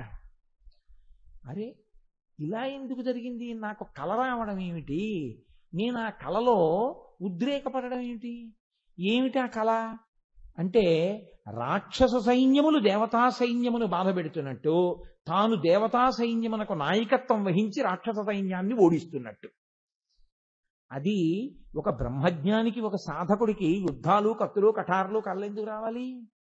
ఎక్కడో ఏదో ఉండాలిగా. మీరు దేని గురించి బాగా ఆలోచించి పడుకున్నారో సాధారణంగా అది కలగా వస్తూ ఉంటుంది. మనసులో ఎక్కడో ఉండిపోయినటువంటి ఆలోచనలే కలలుగా వస్తుంటాయి. నేనెప్పుడు యుద్ధాల గురించి ఆలోచించలేదే. ఆలోచనలకు అతీతంగా ఉండే నాకు యుద్ధం గురించి కల ఏమిటి? అడగాలి నాన్నగారిని. కాబట్టి ఆయన తండ్రి చతుర్ముఖ బ్రహ్మగారి దగ్గరికి వెళ్ళాడు. వెళ్ళి, నాన్నగారు, నాకు రాత్రి కల వచ్చింది, అందులో దేవతా సైన్యానికి నేను అధ్యక్షం వహించాను, యుద్ధం చేశాను, రాక్షస సైన్యాన్ని ఓడించాను, నాకు ఇలా కల ఎందుకు వచ్చిందని అడిగాడు. అయితే బ్రహ్మగారు అన్నారు, వెనకటి జన్మలో నువ్వు ఒక బ్రాహ్మణుడిగా జన్మించావు, వేదం అంటే నీకు అపారమైనటువంటి నమ్మకం, నువ్వు ఆ వేదాన్ని ఎంతో నిష్ఠతో చదివావు. వేదాంతర్గతముగా కొన్ని కథల్లో వేద ప్రమాణాన్ని, వేదాన్ని నమ్ముకున్న దేవతల్ని, వేదాన్ని నమ్ముకున్న బ్రాహ్మణుల్ని, యజ్ఞయాగాది క్రతువుల్ని, భక్తులైన వారిని రాక్షసులు ఇబ్బంది పెట్టారు అని 10 మాటలు చదివి, ఈ దిక్కుమాలిన రాక్షసుల్ని చంపేయాలి నేను దేవసేనకు అధ్యక్షం వహించి అని వ్యగ్రత పడ్డావు. ఆనాడు నువ్వు పడ్డ వ్యగ్రత అలా ఉండిపోయి జీవుని యందు ఇవాళ కలగా బయటకు వచ్చింది. అంటే ఆయన అన్నాడు, నాన్నగారు, ఆ భావన ఇప్పటికీ ఉండిపోయిందా అన్నాడు. అనుభవిస్తే తీరిపోతుంది కదూ, కాబట్టి దేవసేనకి నువ్వు ఆధ్యక్షం వహిద్దుగాని విలే అన్నాడు. అలాగే నాన్నగారు అన్నాడు సనత్కుమార్. అని ఆయన వచ్చేసాడు. ఆయన బ్రహ్మజ్ఞాని. బ్రహ్మజ్ఞానికి ఇది చేస్తున్నాను, ఇది చెయ్యట్లేదు అని ఉండదు. ఆయన అన్నిటికీ అతీతావస్థలో ఉంటాడు. కాబట్టి ఆయన వచ్చి కూర్చున్నాడు. కూర్చుంటే పార్వతీ పరమేశ్వరులకు బ్రహ్మజ్ఞానులంటే మహా ఇష్టం వాళ్ళకి. కాబట్టి వాళ్ళిద్దరూ అసుర సంధ్య వేళలో వెళ్ళిపోతూ ఆ సనత్కుమారుడున్న చోట దిగారు. ఆయనకి ఈశ్వరుడు ఒకటే, పిశాచము ఒకటే. ఆయనకి ద్వంద్వములు తెలియవు. అందుకని ఆయన ఒకసారి ఇలా చూసి తన పని తాను చేసుకుంటుంటే పార్వతీ పరమేశ్వరులు అన్నారు, మేమిద్దరం పార్వతీ పరమేశ్వరులం, ఆది దంపతులం, మేము వస్తే లేచి నమస్కారం చేయవా అని అడిగారు. ఆయన అన్నాడు, నాకు అసలు లోకంలో ఉన్నది ఒక్క పరమాత్మ తప్ప ఇంకొకటి తెలియదు. కాబట్టి పార్వతీ పరమేశ్వరులు వస్తే అంతకన్నా ఇంకా తక్కువ ప్రాణి ఒకటి ఉంటుంది, ఆ తక్కువ ప్రాణి లేచి నమస్కారం చెయ్యాలని నాకు తెలియదు. ఉన్నది మీరేగా, అంతటా ఎవరెవరికి నమస్కరిస్తారు? అంతటా ఉన్నది అదొక్కటే అన్నాడు ఆయన. అంత బ్రహ్మజ్ఞానంలో ఉంటాడు. పార్వతీ పరమేశ్వరులు చాలా సంతోషించారు. అబ్బా, ఏమి నిష్ఠాగరిష్ఠుడు రా, ఏ స్థితిని పొందాడు రా అని వాళ్ళన్నారు, ఒక వరం కోరుకో అన్నాడు. ఆయన అన్నాడు, వరమా?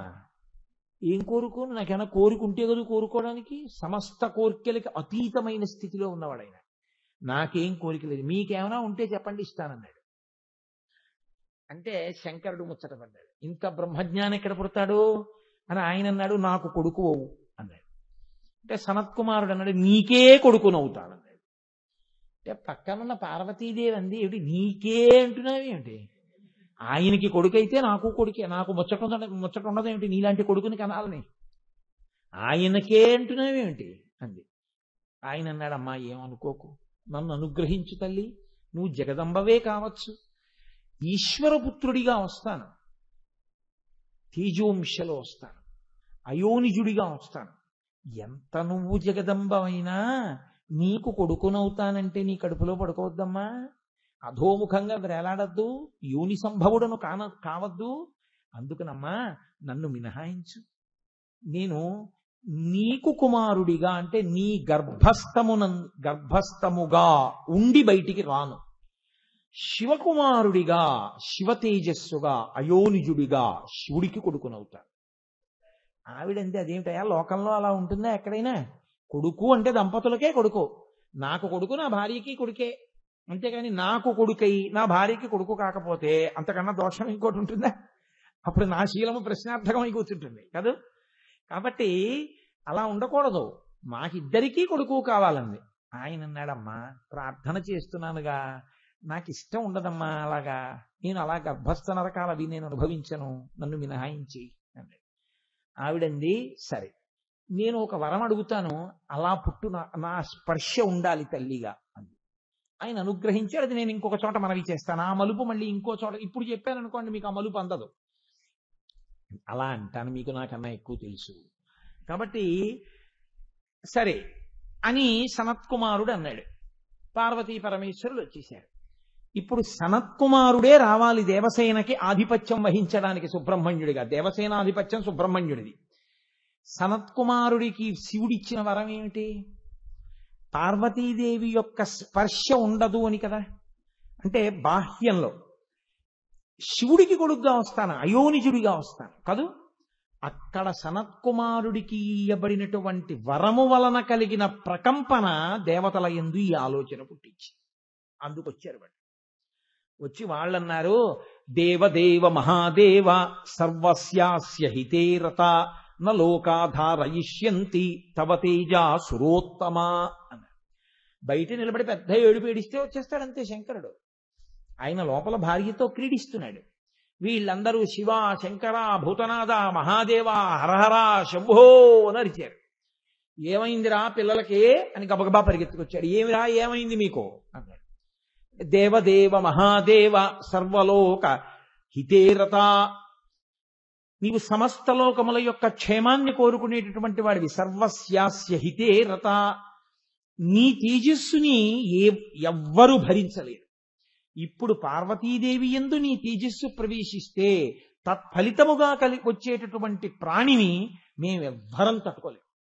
అందుకని నలోకాధారయిష్యంతి తవ తేజా సురోత్తమ, ఏ లోకము తట్టుకోలేదు. కాబట్టి నువ్వు ఒక ఉపకారం చెయ్యి, నీ తేజస్సు నీ యందే ఉంచుకో, అమ్మవారి తేజస్సు అమ్మవారి యందే ఉండని, మీ ఇద్దరి తేజస్సుల్ని కలవనివ్వద్దు, ఇద్దరూ కలిసి తపస్సు చేసుకోండి అన్నాడు. ఆయన అన్నాడు, రే మీ అందరికీ అదే ఇష్టమైతే అలాగే చేసుకుంటాను రా, ఆ భార్యతో క్రీడించనన్నాడు. ఆయన భక్తవర ప్రదాత, ఆయనకి ఇది ఇవ్వడమా ఇది ఇవ్వకపోవడమా అని ఉండదు శంకరుడికి. కాబట్టి అందుకే అలా వరాలు ఇస్తాడు. నేను కూడా నీ చేతిలో ఓడిపోతానంటాడు. శ్రీ మహావిష్ణువు దగ్గర. అది ఆయన యొక్క గొప్పతనం. కాబట్టి అలాగే నేను నా తేజస్సు నాయందే నిక్షేపిస్తాను అన్నాడు. అని ఆయన అన్నాడు, నేను 100 దివ్య సంవత్సరములు పార్వతీదేవితో క్రీడించి ఉన్నాను కాబట్టి నాయందున్న తేజస్సు తన స్థానాన్ని విడిచిపెట్టేసింది. విడిచిపెట్టేయడం వల్ల తేజస్సు స్ఖలనమవుతోంది. ఇప్పుడు మీరు పార్వతీదేవి యందు ప్రవేశపెట్టద్దన్నారు ఆ తేజస్సుని. ఎవరు పట్టుకుంటారు మీలో ఆ తేజస్సుని? ఇప్పుడు వీళ్ళకి హఠాత్ ప్రశ్న వచ్చింది. వాళ్ళన్నారు, యత్తేజ క్షుభితం ఏతత్తరా ధరయిష్యతి. ఏదైనా భరించేది అనేటప్పటికీ వాళ్ళకి గుర్తొచ్చింది భూమి. ఆవిడ భరిస్తుందిగా అన్నిని. అయ్య బాబోయ్, శివ తేజస్సు మేమెక్కడ భరించగలం? తన స్థానము నుండి కదిలిపోయి పడుతున్నటువంటి శివ తేజస్సుని భూమి పట్టుకుంటుందా? భూమి మీద వదిలేయండి అనేటప్పటికీ భూమి అంది అలాగే పట్టుకుంటారు. బ్రహ్మగారితో సహా ఉన్నారు అక్కడ. ఇంతమంది దేవతలు అడిగితే కాదనలేక ముందుకొచ్చి పట్టుకుంటారండి. అనగానే శివుడు రేతస్థానం నుంచి కదిలినటువంటి వీర్యాన్ని భూమి మీద వదిలిపెట్టాడు. ఆ శక్తి, దాని తేజస్సు, దాని యొక్క వేడి భూమి భరించలేకపోయింది. అది భూమి అంతా వ్యాప్తి చెందిపోతోంది. ఆ వేడి తట్టుకోలేక ఆవిడ బ్రహ్మగారిని ప్రార్థన చేసింది, అయ్య బాబోయ్, అసలు నా స్వరూపం ఉండదు, నేను దగ్ధమైపోతాను, ఈ శివ తేజస్సు నేను పట్టుకోలేనండి. వాళ్ళన్నారు, ఎందుకు పట్టుకోలేకపోతున్నావు అన్నారు. అపారమైన వేడి అంది ఆవిడ. అంటే వాళ్ళన్నారు, అంత వేడి కలిగినదైతే వేడిలోకి వదిలి, ఆ వేడి రక్షిస్తుంది. కాబట్టి తతో దేవా పునరిదమూతశ్చాదహుతాశనం, అగ్నిహోత్రుల్లోకి విడిచిపెట్టు అన్నారు. ఇప్పుడు అగ్నిహోత్రుడు ఏం చేశాడంటే శివ తేజస్సుని తాను తీసుకుని తన యందు అట్టె పెట్టుకున్నాడు. శివ తేజస్సుని కాల్చగలిగిన వాడు కాడు అగ్ని, అందుకని తన యందు దాచాడు. ఆయన యందు ఉండిపోయింది శివ తేజస్సు. వీళ్ళు వెళ్ళిపోయారు. ఆయన పార్వతీదేవిని పిలిచి, మనం పశ్చిమ దిక్కుకి తపస్సుకి వెళ్ళిపోదాం, పిల్లలకు మాట ఇచ్చాను, ఇక నేను నీతో క్రీడించానన్నాడు. ఆవిడంది, ఎంత తప్పు పని చేశారా మీరు, ఆది దంపతులం, ఎంత ఆది దంపతులమైనా నేను ఆడదాన్ని, నాకు మాతృత్వమునందు కాంక్ష ఉండదా, తల్లిని కావాలని ఉండదా? నా భర్త తేజస్సు పట్టుకోవడానికి నా ఒక్కదానికి అర్హత, మీరు ఇంకేమైనా అడగచ్చు మా ఆయన దగ్గర నుంచి కోరికలు, ఆయన తేజస్సు మీరు భరిస్తానని అడగకూడదు, అది నా హక్కు. భూమి ఎవరు అలా పట్టుకోవడానికి? అసలు ఎంత ధైర్యంతో ముందుకొచ్చి నా భర్త తేజస్సు ఆమె పట్టుకుంది. కాబట్టి ఆవిడంది వెంటనే పార్వతీదేవి, అడగడానికి మీరెవరు, పట్టుకోవడానికి భూమి ఎవరు? కాబట్టి నేను ఇప్పుడే శాపవాక్కు విడిచిపెడుతున్నాను. అపత్యం స్వేషు దారేషు యస్మాన్నోత్పా ధరశిధా, ఇక నుంచి దేవతలకు తమ భార్యల యందు బిడ్డలు కలగకుండుగాక. యస్మాన్నోత్పాదయిష్యథ, మీకు భార్యల యందు సంతానమును ఉత్పత్తి చేయగలిగిన స్థితి ఉండదు, దేవతలకి బిడ్డలు పుట్టరు. 33 కోట్ల దగ్గర దేవతల సంఖ్య ఆనాడే ఆగిపోయింది. అందుకే ఇక పిల్లలు లేరు, ఆ అంకె పెరగదు. ఎప్పుడూ 33 కోట్లే ఎందుకుంటుందంటే పార్వతీదేవి శాపం. నాకు బిడ్డలు కలగకుండా మా ఆయన తేజస్సు నాలో ప్రవేశించకుండా చేశారు కాబట్టి మీ ఎవ్వరికీ కూడా మీ తేజస్సు వలన మీ భార్యలు గర్భములు ధరించకుందురుగాక. దేవతలకు అయిపోయింది వడ్డన. భూమి వంక చూసింది, నువ్వు కదు పట్టుకున్నావు, నా భర్త తేజస్సుని నువ్వు పట్టుకున్నావు కాబట్టి నీకు నేను శాపవాక్కు విడిచిపెడుతున్నాను. ఇక నుంచి నువ్వు ఏమవుతావో తెలుసా, ఏకకాలమునందు బహుభార్యా భవిష్యసి. నువ్వు ఒక్కదానివే ఆడదానివి, కానీ నువ్వు అనేక మంది పురుషులకు భార్య వగుదువుగాక. అందుకే ఆ భూమినే ఓ ముక్క పరిపాలించేవాడు ఆయన భూమిపతి, పక్క ముక్క పరిపాలించేవాడు ఆయనో భూమిపతి, అక్కడ పరిపాలించేవాడు ఆయనో భూమిపతి, ఇంకోడు ఇంకో భూమిపతి, ఉన్నదొక్క భూకాంత. ఈ భూకాంతకి ఎంతమంది పతులో, ఏకకాలమునందు ఇంతమంది పతులకి నువ్వు భార్య అవుతావు. కాబట్టి అందుకే ఇంతమంది రాజులకి పేరేమిటంటే భూమిపతులే. భూపతి భూపతి భూపతి. అక్కడతో ఆవిడ విడిచిపెట్టే లేదు. నీవు ఏమవుతావో తెలుసా, ఇక నుంచి ఒక రూపంతో నీవు ఉండకుందువుగాక, నీ యందు అనేక రూపములుగా మారిపోతావు. అందుకే ఒక చోట సస్యశ్యామలమైనటువంటి భూమి, ఒక చోట పర్రనేల, ఒక చోట ఎడారి. భూమి అంతా ఒకలా ఉండకుండా భూమి అనేకముగా మారిపోయింది ఆనాటి నుంచి. కాబట్టి అవనేనైక రూపత్వం బహుభార్యా భవిష్యసి. నీవు ఒక్కతివే కానీ అంతటా ఒకలా ఉండవు, ఒక్కొక్క చోట ఒక్కొక్కలా అయిపోతావు. అంతేకాదు, అంటే అన్నిటికన్నా పెద్ద నేరం ఇది, ఆడదాని రగుల్కోవడం అంటారు చూసారా, అత్యంత కోపం వచ్చేటటువంటిది. ఇంకా ఏ శాపవాక్కు విడిచిపెడుతోందో కూడా చూడడానికి వినడానికి లెక్క కట్టలేనంత కోపం వచ్చేది ఎప్పుడంటే, ఆమెకే ఉన్న అధికారాన్ని వేరొకరు పొందుదాం అనుకుంటే అప్పుడు హద్దు తప్పిపోతుంది, భయంకరమైన వ్యగ్రత కలుగుతుంది. ఆదిశక్తి చూపించింది ఆ విషయాన్ని. ఆవిడంది, నచపుత్ర కృతాం ప్రీతిం మత్క్రోధ కలుషీకృత. లోకంలో ఏ ఆడదానికైనా ఏ కోరిక ఉంటుందో తెలుసా? భర్త తన వలన సంతోషాన్ని పొందాలని ఉంటుంది. నీకు భర్తలు సంతోషాన్ని పొందుతారు, అంతకన్నా నీచం ఇంకోటి లేదు. ప్రపంచంలో ఏ ఆడదైనా ఏం కోరుకుంటుందంటే, కొడుకు పనికి మాలిన వాడైనా ఏమనుకోదు, కానీ కొడుకే మళ్ళీ భర్త అయిపోతే అంతకన్నా దారుణం ఇంకోటి లేదు. నీ విషయంలో ఏమవుతుందో తెలుసా? నీ కొడుకులు నీకు భర్తలు అవుతుంటారు. అందుకే భూమిపతి, రాజుగారు భూపతి, రాజుగారి కొడుకు, ఆయన శరీరం పడిపోయిన తర్వాత పట్టాభిషేకం చేస్తే ఆయన భూమిపతి. అప్పుడు కొడుకు మళ్ళీ ఆవిడికి భర్త అయ్యాడా లేడా? కాబట్టి నీకు కొడుకులు భర్తలు అవుతారు.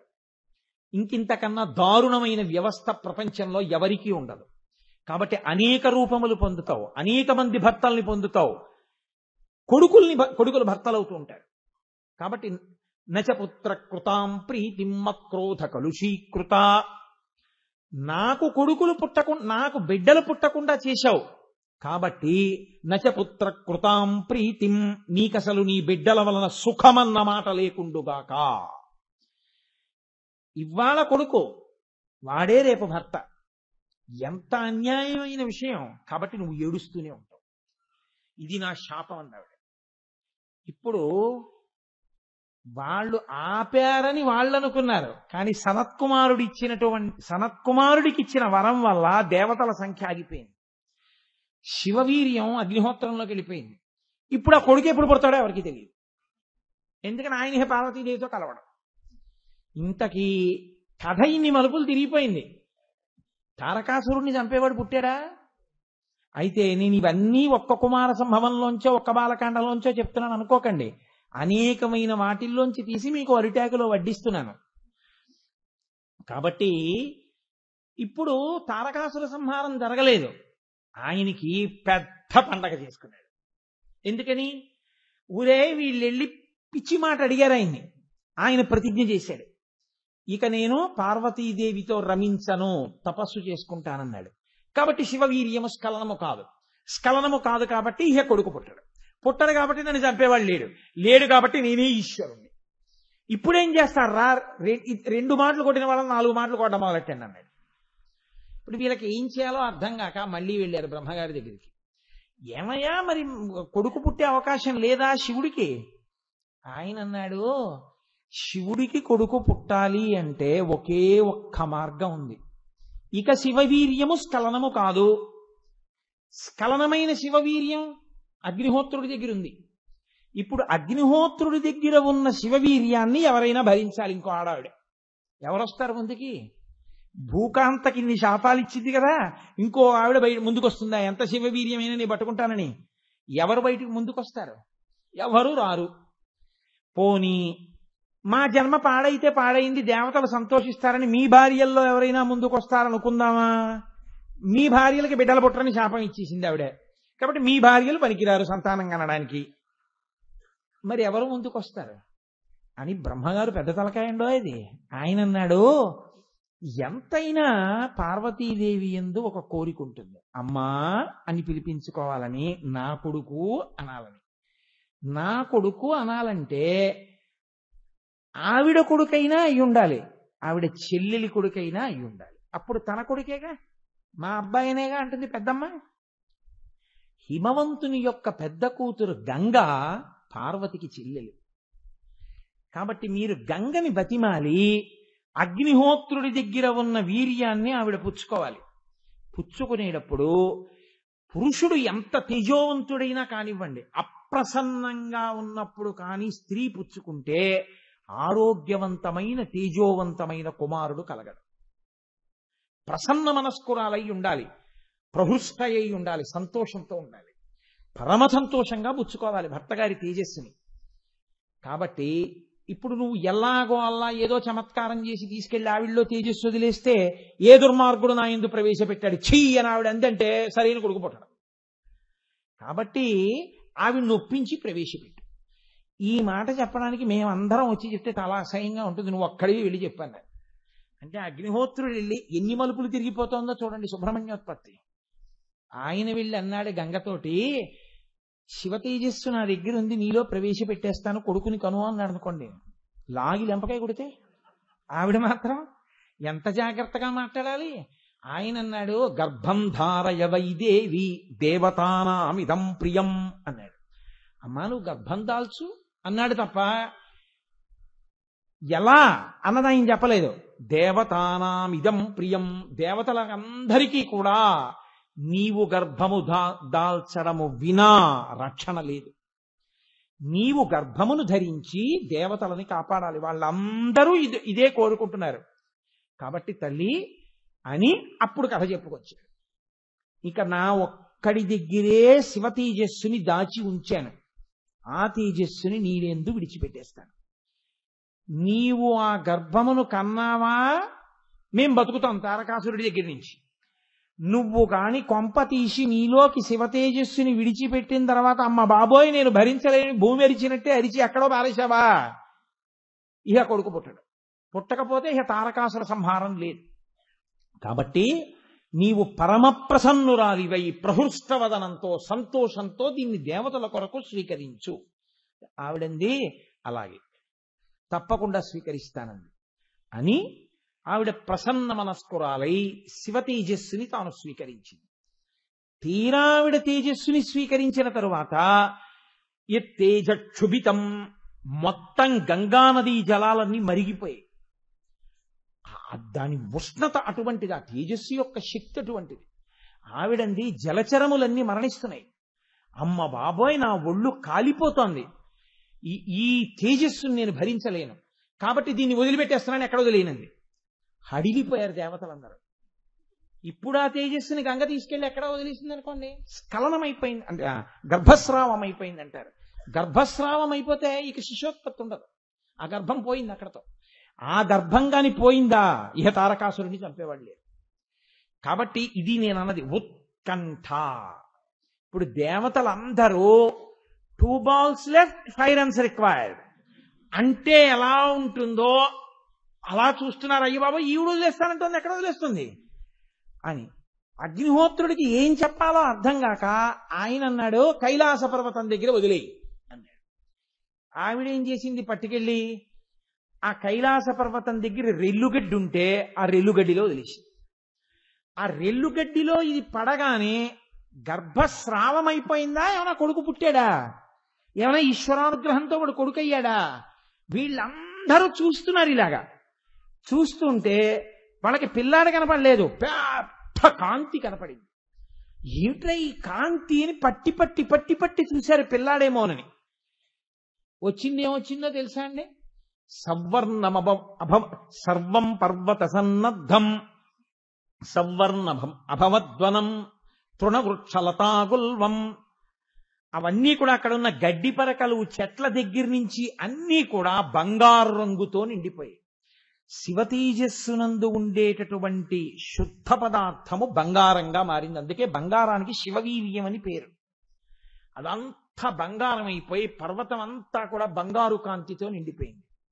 మిగిలినటువంటి దాంట్లో కొంత శుద్ధ పదార్థము వెండిగా మారిపోయింది. క్షారమంతా కూడా రాగి మిగిలినటువంటి లోహముల కింద మారిపోయింది. ఇప్పుడు ఇవన్నీ వచ్చాయి, పిల్లాడే రాలేదు. వాళ్ళు బాగా పట్టి పట్టి చూశారు, రెల్లుగడ్డిలో ఇవే కనబడ్డాయి. అంతే అయిపోయిందిరా మన బతుకు. ఇక తారకాసురుడే ఈశ్వరుడు, ఇక వాడికి చావు లేదు. లోకంలో మొట్టమొదటిసారి చావు లేని వాడయ్యాడు. వీడు ఎంత తెలివైన వరం కోరాడురా. మనం అనవసరంగా తెలివి తక్కువ వాళ్ళం అయ్యి శివుణ్ణి వెళ్ళి మనం వరం అడిగాం. ఎంత ప్రమాదం వచ్చిందిరా అని అగ్నిహోత్రుడితో సహా అందరూ అలా చూస్తున్నారు. ఆ రెల్లుగడ్డిలోంచి అక్కడే ఉన్న శరవణ తటాకంలోకి దబ్బని చప్పుడై మళ్ళీ రెల్లుగడ్డిలోకి వచ్చి ఒక పిల్లవాడు 6 ముఖాలతో ప్రకాశవంతంగా లేచి నిలబడ్డాడు. ఇప్పుడు ఆ పిల్లాడు బతకాలి గబగబా. ముందు ఆ పిల్లాడు బతకకపోతే ప్రమాదం. పుట్టేడు పిల్లాడు కానీ వాడు బతకద్దు. ఇప్పుడు 6 ముఖాలతో ఉన్నాడు, వాడికి పాలివ్వాలి. ఆ 6 గొప్ప దివ్యమైన స్త్రీలు కావాలి. కాబట్టి వాళ్ళు గబగబా, ఇదే కృత్తికా నక్షత్రంతో కార్తీక మాసం, అందుకే కార్తీక మాసంలో షష్ఠి తిథి నాటి సాయంకాలం సుబ్రహ్మణ్యోత్పత్తి వినడం అంటే సామాన్యం కాదండి, అద్భుతం అనమాట. అది కోట్ల జన్మల తర్వాత లభిస్తుంది ఆ అదృష్టం. కాబట్టి ఇప్పుడు వాళ్ళు 6 ముఖాలతో ఉన్నవాడికి పాలు ఇవ్వాలి. వెంటనే వాళ్ళు కృత్తికల్ని పిలిచారు. వాళ్ళు కన్యకా స్వరూపాలు, అమ్మవారి స్వరూపాలు అవి. అందుకే కృత్తికతో చంద్రుడు కూడితే కార్తీకం వస్తుంది. కాబట్టి ఇప్పుడు ఆ కృత్తికల్ని పిలిచి మీరు పాలు ఇవ్వండి అన్నారు. అంటే వాళ్ళు అన్నారు మేమేమో ఏమి ఎందుకు ఇవ్వరు, ఆ పిల్లాడికి ఏమైనా అయిపోతే దేవతలందరం దెబ్బతింటాం కదా. మేము కష్టపడి పాలిచ్చాక ఈ పిల్లాడు బతికితే పార్వతీదేవి నా కొడుకు అంటుంది, గంగాదేవి నా కొడుకు అంటుంది, అగ్నిహోత్రుడు నా కొడుకు అంటాడు, శివుడు నా కొడుకు అంటాడు. పనికి మాలిన వాళ్ళం మేమే పాలిచ్చి బతికించి. అందుకని దతుహు క్షీరమాత్రేణ, మేము పాలిస్తాం కానీ ఈ పిల్లవాడు మా కొడుకు అని మా పేరుతో పిలుస్తారా? అసలు ఆ పిల్లవాడు బతికితే చాలు. మీరు ఇప్పుడు పాలిస్తే మమ్మల్ని అమ్మంటారా అంటారేమిటి? తప్పకుండా మేమందరం అంగీకరిస్తున్నాం. ఈ పిల్లవాడిని కృత్తికల కొడుకు కార్తికేయుడు అని పిలుస్తాం, మీరు పాలివ్వండి. ఈ పిల్లవాడు త్రైలోక్య విఖ్యాతో 3 లోకముల యందు విఖ్యాతి చెందుతాడు, దేవసేనాధిపతి అవుతాడమ్మా, తొందరగా పాలివ్వండి అన్నారు. 6 కృత్తికలు 6 ముఖాలకి పాలిచ్చారు. 6 కృత్తికల పాలు తాగి ఆ పిల్లవాడు లేచి నిలబడ్డాడు. ఒక్కరోజే తెలుసా అండి, ఒకరోజే షణ్ముఖుడి అదేంటి వయస్సు, రాక్షస సైన్యం మీదకి యుద్ధానికి వెళ్లి దేవసేనకి ఆధిపత్యం వహించేటప్పటికి ఆయన వయసు 1 రోజు. మరునాటి సూర్యోదయానికి, అంటే పరిస్థితి ఎంత తీవ్రంగా ఉందో చూడండి, ఎంత కొడుతున్నాడో చూడండి తారకుడు. తెలిసిందనుకోండి ఇప్పుడు పిల్లాడి మీదకి వచ్చేస్తాడు. అందుకని మరనాడు షష్ఠీ తిథి నాడు పట్టాభిషేకం చేసేశారు. వెంటనే అమ్మ జగదంబ గబగబా వచ్చి తన శక్తినంతటిని అభిమంత్రించి శూలాన్ని ఇచ్చింది. శంకరుడు కొడుకుగా పట్టాభిషేకం చేశాడు. అయితే ఇప్పుడు వెనక్కి రండి, మళ్ళీ పార్వతీదేవి కొడుకు ఎలా అయ్యాడు అంటే, అమ్మా నేను నీ కడుపులో ఉండకపోయినా, గర్భవాసం చేయకపోయినా నీకు కొడుకునవుతాను అని వరం ఇచ్చాడు కదా సనత్కుమారుడు. ఒకానొకప్పుడు భస్మాసురుడు తపస్సు చేస్తే శంకరుడు ప్రత్యక్షమయ్యాడు. ఏం కావాలన్నాడు. వాడు విచిత్రమైన వ్యక్తి, నేను ఎవరి మీద చేయి పెడితే వాడు బూడిదైపోవాలన్నాడు. అలాగే అన్నాడు. ఓసారి నేను టెస్ట్ చేయొద్దు, నీ తల మీదే పెడతానన్నాడు. అంటే శంకరుడు 3వ కన్ను తెరిచి బూడిద చేయలేక కాదు, లోకానికి అలివిమాలిన వాళ్ళ వరాలు, ఉద్ధతితో కూడిన బుద్ధులు చివరికి ఎలా నశిస్తాయో చూపించాలనుకున్నాడు. ఎదురుగుండా శంకరుడు కనపడుతున్నా వాడి బుద్ధి మారలేదు, అందుకని ఆయన పారిపోతున్నట్లు నటించాడు. పార్వతీదేవి ఆయన ఏదో బుద్ధి చెప్పాలనుకుంటే ఇప్పుడు నేను కూడా ఆయన వెనకాల పరిగెత్తడం ఎందుకు లేదు అని భస్మాసురుడికి కనపడడం ఇష్టం లేక వాడు ఆ ప్రయోగం ఏదో ఈవిడ మీద చేస్తాడు, ఈవిడ పరిగెత్తాలి, ఎందుకు వచ్చిన కూడా ఆదిశక్తి ఆవిడ పరిగెడుతుందా, చీల్చి అవతల పారేస్తుంది. కాబట్టి కాసేపు కనపడకుండా ఉందామని తన శరీరాన్ని నీటి గుండంగా మార్చేసింది. దాన్ని శరవణ తటాకం అంటారు. అది కైలాస పర్వతం మీద ఉంటుంది. ఇప్పుడు ఆవిడ శరీరమే తటాకం కింద ఉంది. ఇప్పుడు ఈ పిల్లాడు పుట్టే ముందు శరవణ తటాకంలో దూకి పైకొచ్చాడు పిల్లాడి కింద. అంటే ఆ శరవణ తటాకం అమ్మవారి శరీరం అయితే అమ్మవారి శరీరంలోంచే వచ్చాడా లేదా? కాబట్టి పార్వతీదేవికి కొడుకు అయ్యాడు. అందుకే మంత్రం ఇంకోటి ఉండదు, శరవణ భవ, అమ్మ పేరు మీదే ఉంటుంది ఆయనకి. అమ్మకి కొడుకు, భవ అంటే పుట్టినవాడు. ఆ మంత్రంకే ఆయన ఎంతో ప్రసన్నుడవుతాడు. కాబట్టి ఇప్పుడు పరమ బ్రహ్మజ్ఞాని సనత్కుమారుల వారు సుబ్రహ్మణ్యుడిగా వచ్చారు. కాబట్టి తీసుకొచ్చి అమ్మవారు చేతిలో శూలం పెట్టింది. దేవతలందరూ తమ తమ అంశలు ధారపోశారు. దేవసేనకి పట్టాభిషేకం చేశారు. ఆయన వెళ్ళాడు, తారకాసుర సంహారం చేసేశారు. దేవతలందరూ సంతోషపడిపోయారు. ఆనాటి నుంచి ఈనాటికి ఏనాటికి ఆయన దేవసైన్యానికి ఆధ్యక్షంలోనే ఉంటాడు. అటువంటి మహానుభావుడైనటువంటి సుబ్రహ్మణ్యుడున్నాడే, ఆయన యొక్క ఈ వృత్తాంతాన్ని ఎవరైనా ఎక్కడైనా పరమ భక్తి శ్రద్ధలతో వింటే అటువంటి వారికి ఆయుర్దాయము కలగడమే కాదు, స్కందసాలోక్యతాం వ్రజేత్ అన్నారు మహర్షి. స్కందలోకము అని సుబ్రహ్మణ్య లోకం ఉంటుంది, వాళ్ళు ఆ లోకాన్ని పొందుతారు శరీరములు పడిపోయిన తర్వాత. అంతటి మహానుభావుడు సుబ్రహ్మణ్యుడు. ఆయన పంచభూతములకు అధిపతి. గుహ అంటే హృదయ గుహ యందు ఉండేటటువంటి వాడు. అందుకే స్కందుడు అంటే గర్భస్రావమై పుట్టినటువంటి వాడు. కార్తికేయుడు కృత్తికల పాలు తాగినవాడు. షడాననుడు ఆరుముఖములతో పుట్టినవాడు. కుక్కుటధ్వజుడు కోడిపుంజు ధ్వజంగా కలిగినటువంటి వాడు. ఇన్ని పేర్లు ఆయనకు వచ్చేసాయి. అటువంటి సుబ్రహ్మణ్యుడు పంచభూతములకు అధిపతిగా ఉంటాడు, పరబ్రహ్మంగా. అందుకే ఆయన బ్రహ్మణ్యుడు కాడు, సుబ్రహ్మణ్యుడు. తండ్రికి తల్లికి తగిన కొడుకు, నీలిమేఘం మీద మెరుపు తీగ, అటువంటి వాడు. అందుకే అంత అందం. మీరు చూడండి, అసలు సుబ్రహ్మణ్యుణ్ణి చూస్తే ఇప్పటికీ నా బలహీనత ఏమిటో తెలుసా అండి? ఎంతమంది దేవతా స్వరూపాలని చూసినా నమస్కారం చేయబుద్ధేస్తుంది, కానీ నాకు ఎక్కడైనా సుబ్రహ్మణ్యుడు ఫోటో చూస్తే ముద్దెట్టుకోబుద్ధేస్తుంది. అసలు ఎంత అందంగా ఉంటాడో. చిన్న పిల్లాడు, ఎప్పుడు బ్రహ్మచారి, ఏదో చిన్న వటువులాగా చిన్ని పిల్లాడిలాగా ఉండి, ఆ బుగ్గలు, అమ్మ అందం, నాన్నగారి తేజస్సు, ఆ విభూతి పిండికట్లు, ఆ బొట్టు, ఆ శూలం, ఇటు వల్లి, ఇటు దేవసేన, ఆ నించోడం, ఆయన బ్రహ్మజ్ఞానం, ఆయన కిరీటం, తిరుత్తణిలో చూడాలి ఆయన అందం.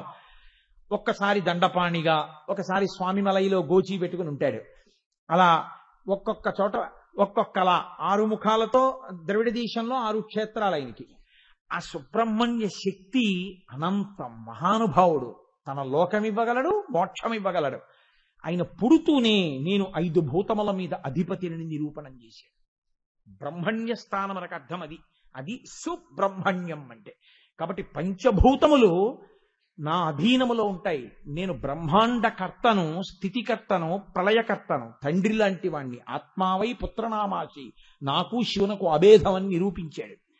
ఎలా అంటే మీరు చూడండి, ఆయన పుట్టినప్పుడు జ్యోతిస్వరూపం. ఎందుకని? అగ్నిహోత్రుడు కదా, పావకి అని పేరు. అగ్నిహోత్రుని యందు ఉండిపోయినటువంటి తేజస్సు, ఆ ఉష్ణశక్తి, ఆ వేడి జ్యోతి. ఆ జ్యోతి వెలుగుతోంది అంటే గాలి ఉంటేనే వెలుగుతుంది. కాబట్టి గాలి యొక్క సాయము చేత గాలి యందు వెలుగుతున్న దీపం. అగ్ని, వాయువు ఈ రెండూ కలిసి శరవణ భవ నీళ్లలో పడి పైకి వచ్చాడు.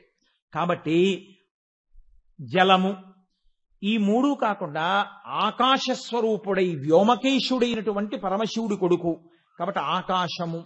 ఆయన ఎప్పుడు సాధారణంగా సుబ్రహ్మణ్యుడి యొక్క క్షేత్రాలన్నీ కూడా, ప్రసిద్ధ క్షేత్రాలన్నీ కొండ కొమ్ము మీదే ఉంటాయి.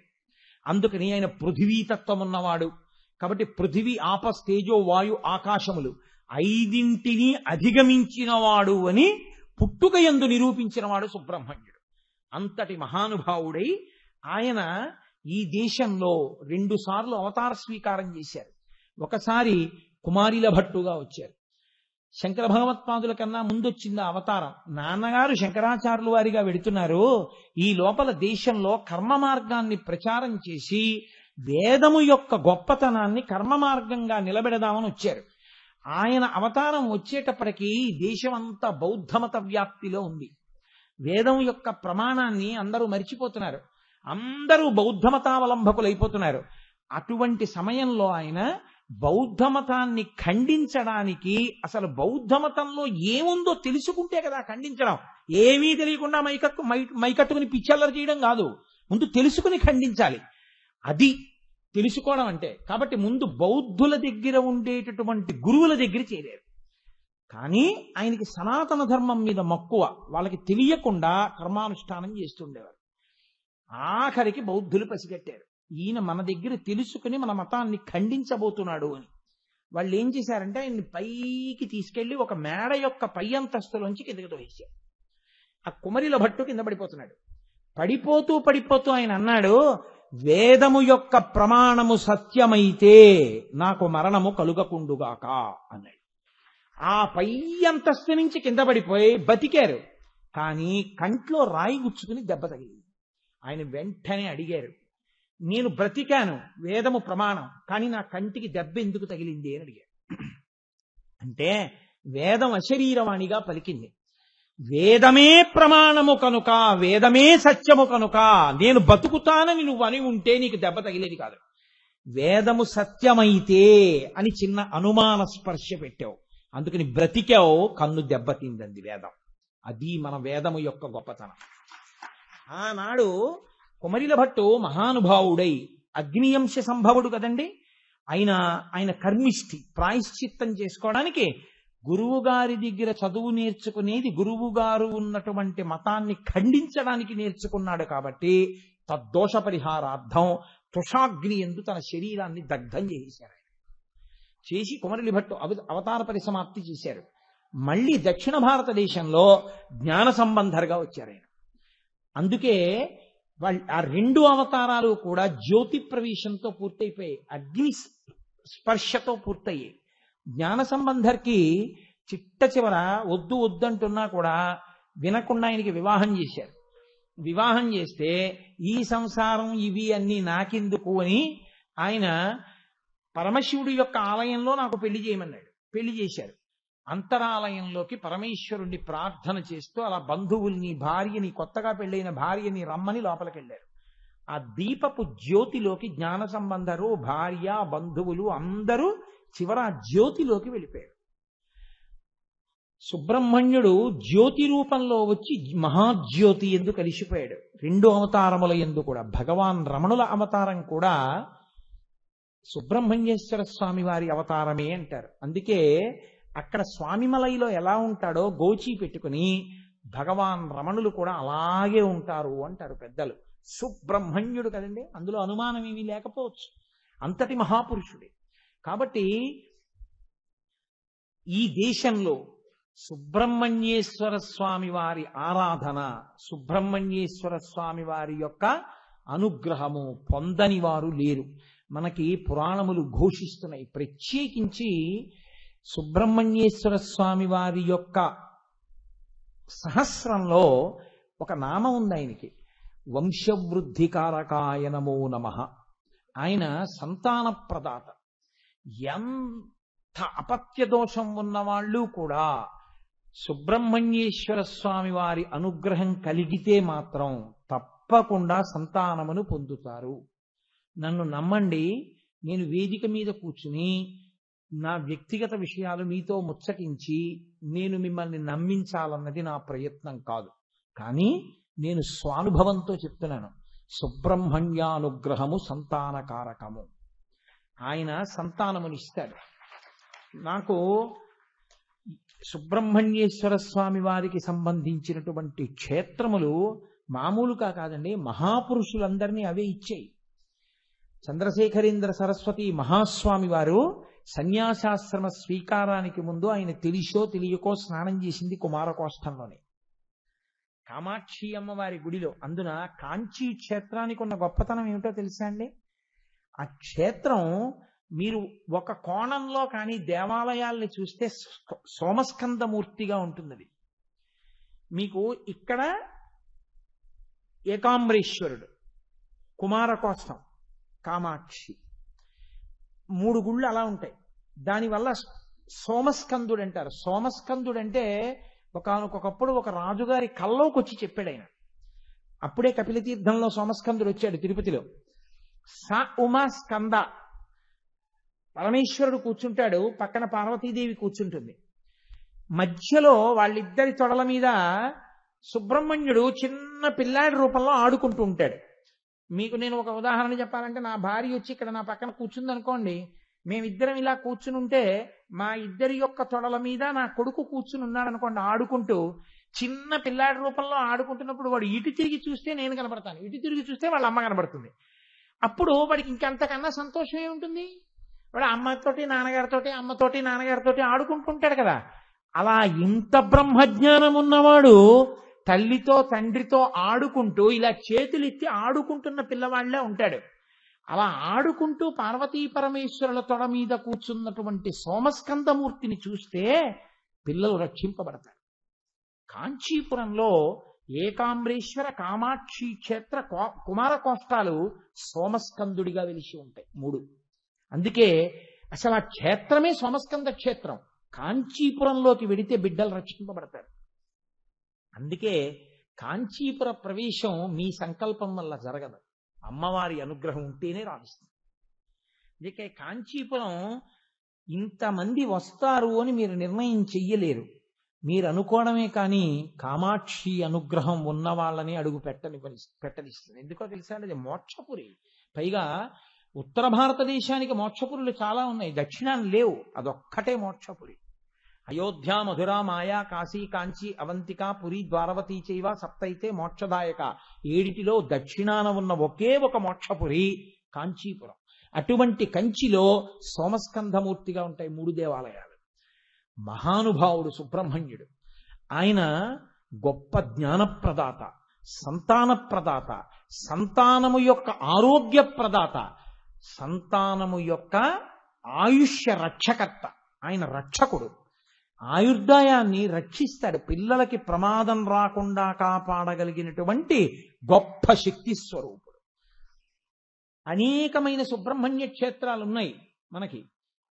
నాకు ప్రత్యేకించి విశేషమైనటువంటి భక్తి కలిగిన క్షేత్రం మనకి పక్కనే ఉంది, మల్లవరం అని. పావుల మల్లవరం అంటున్నారు ఇవాళ.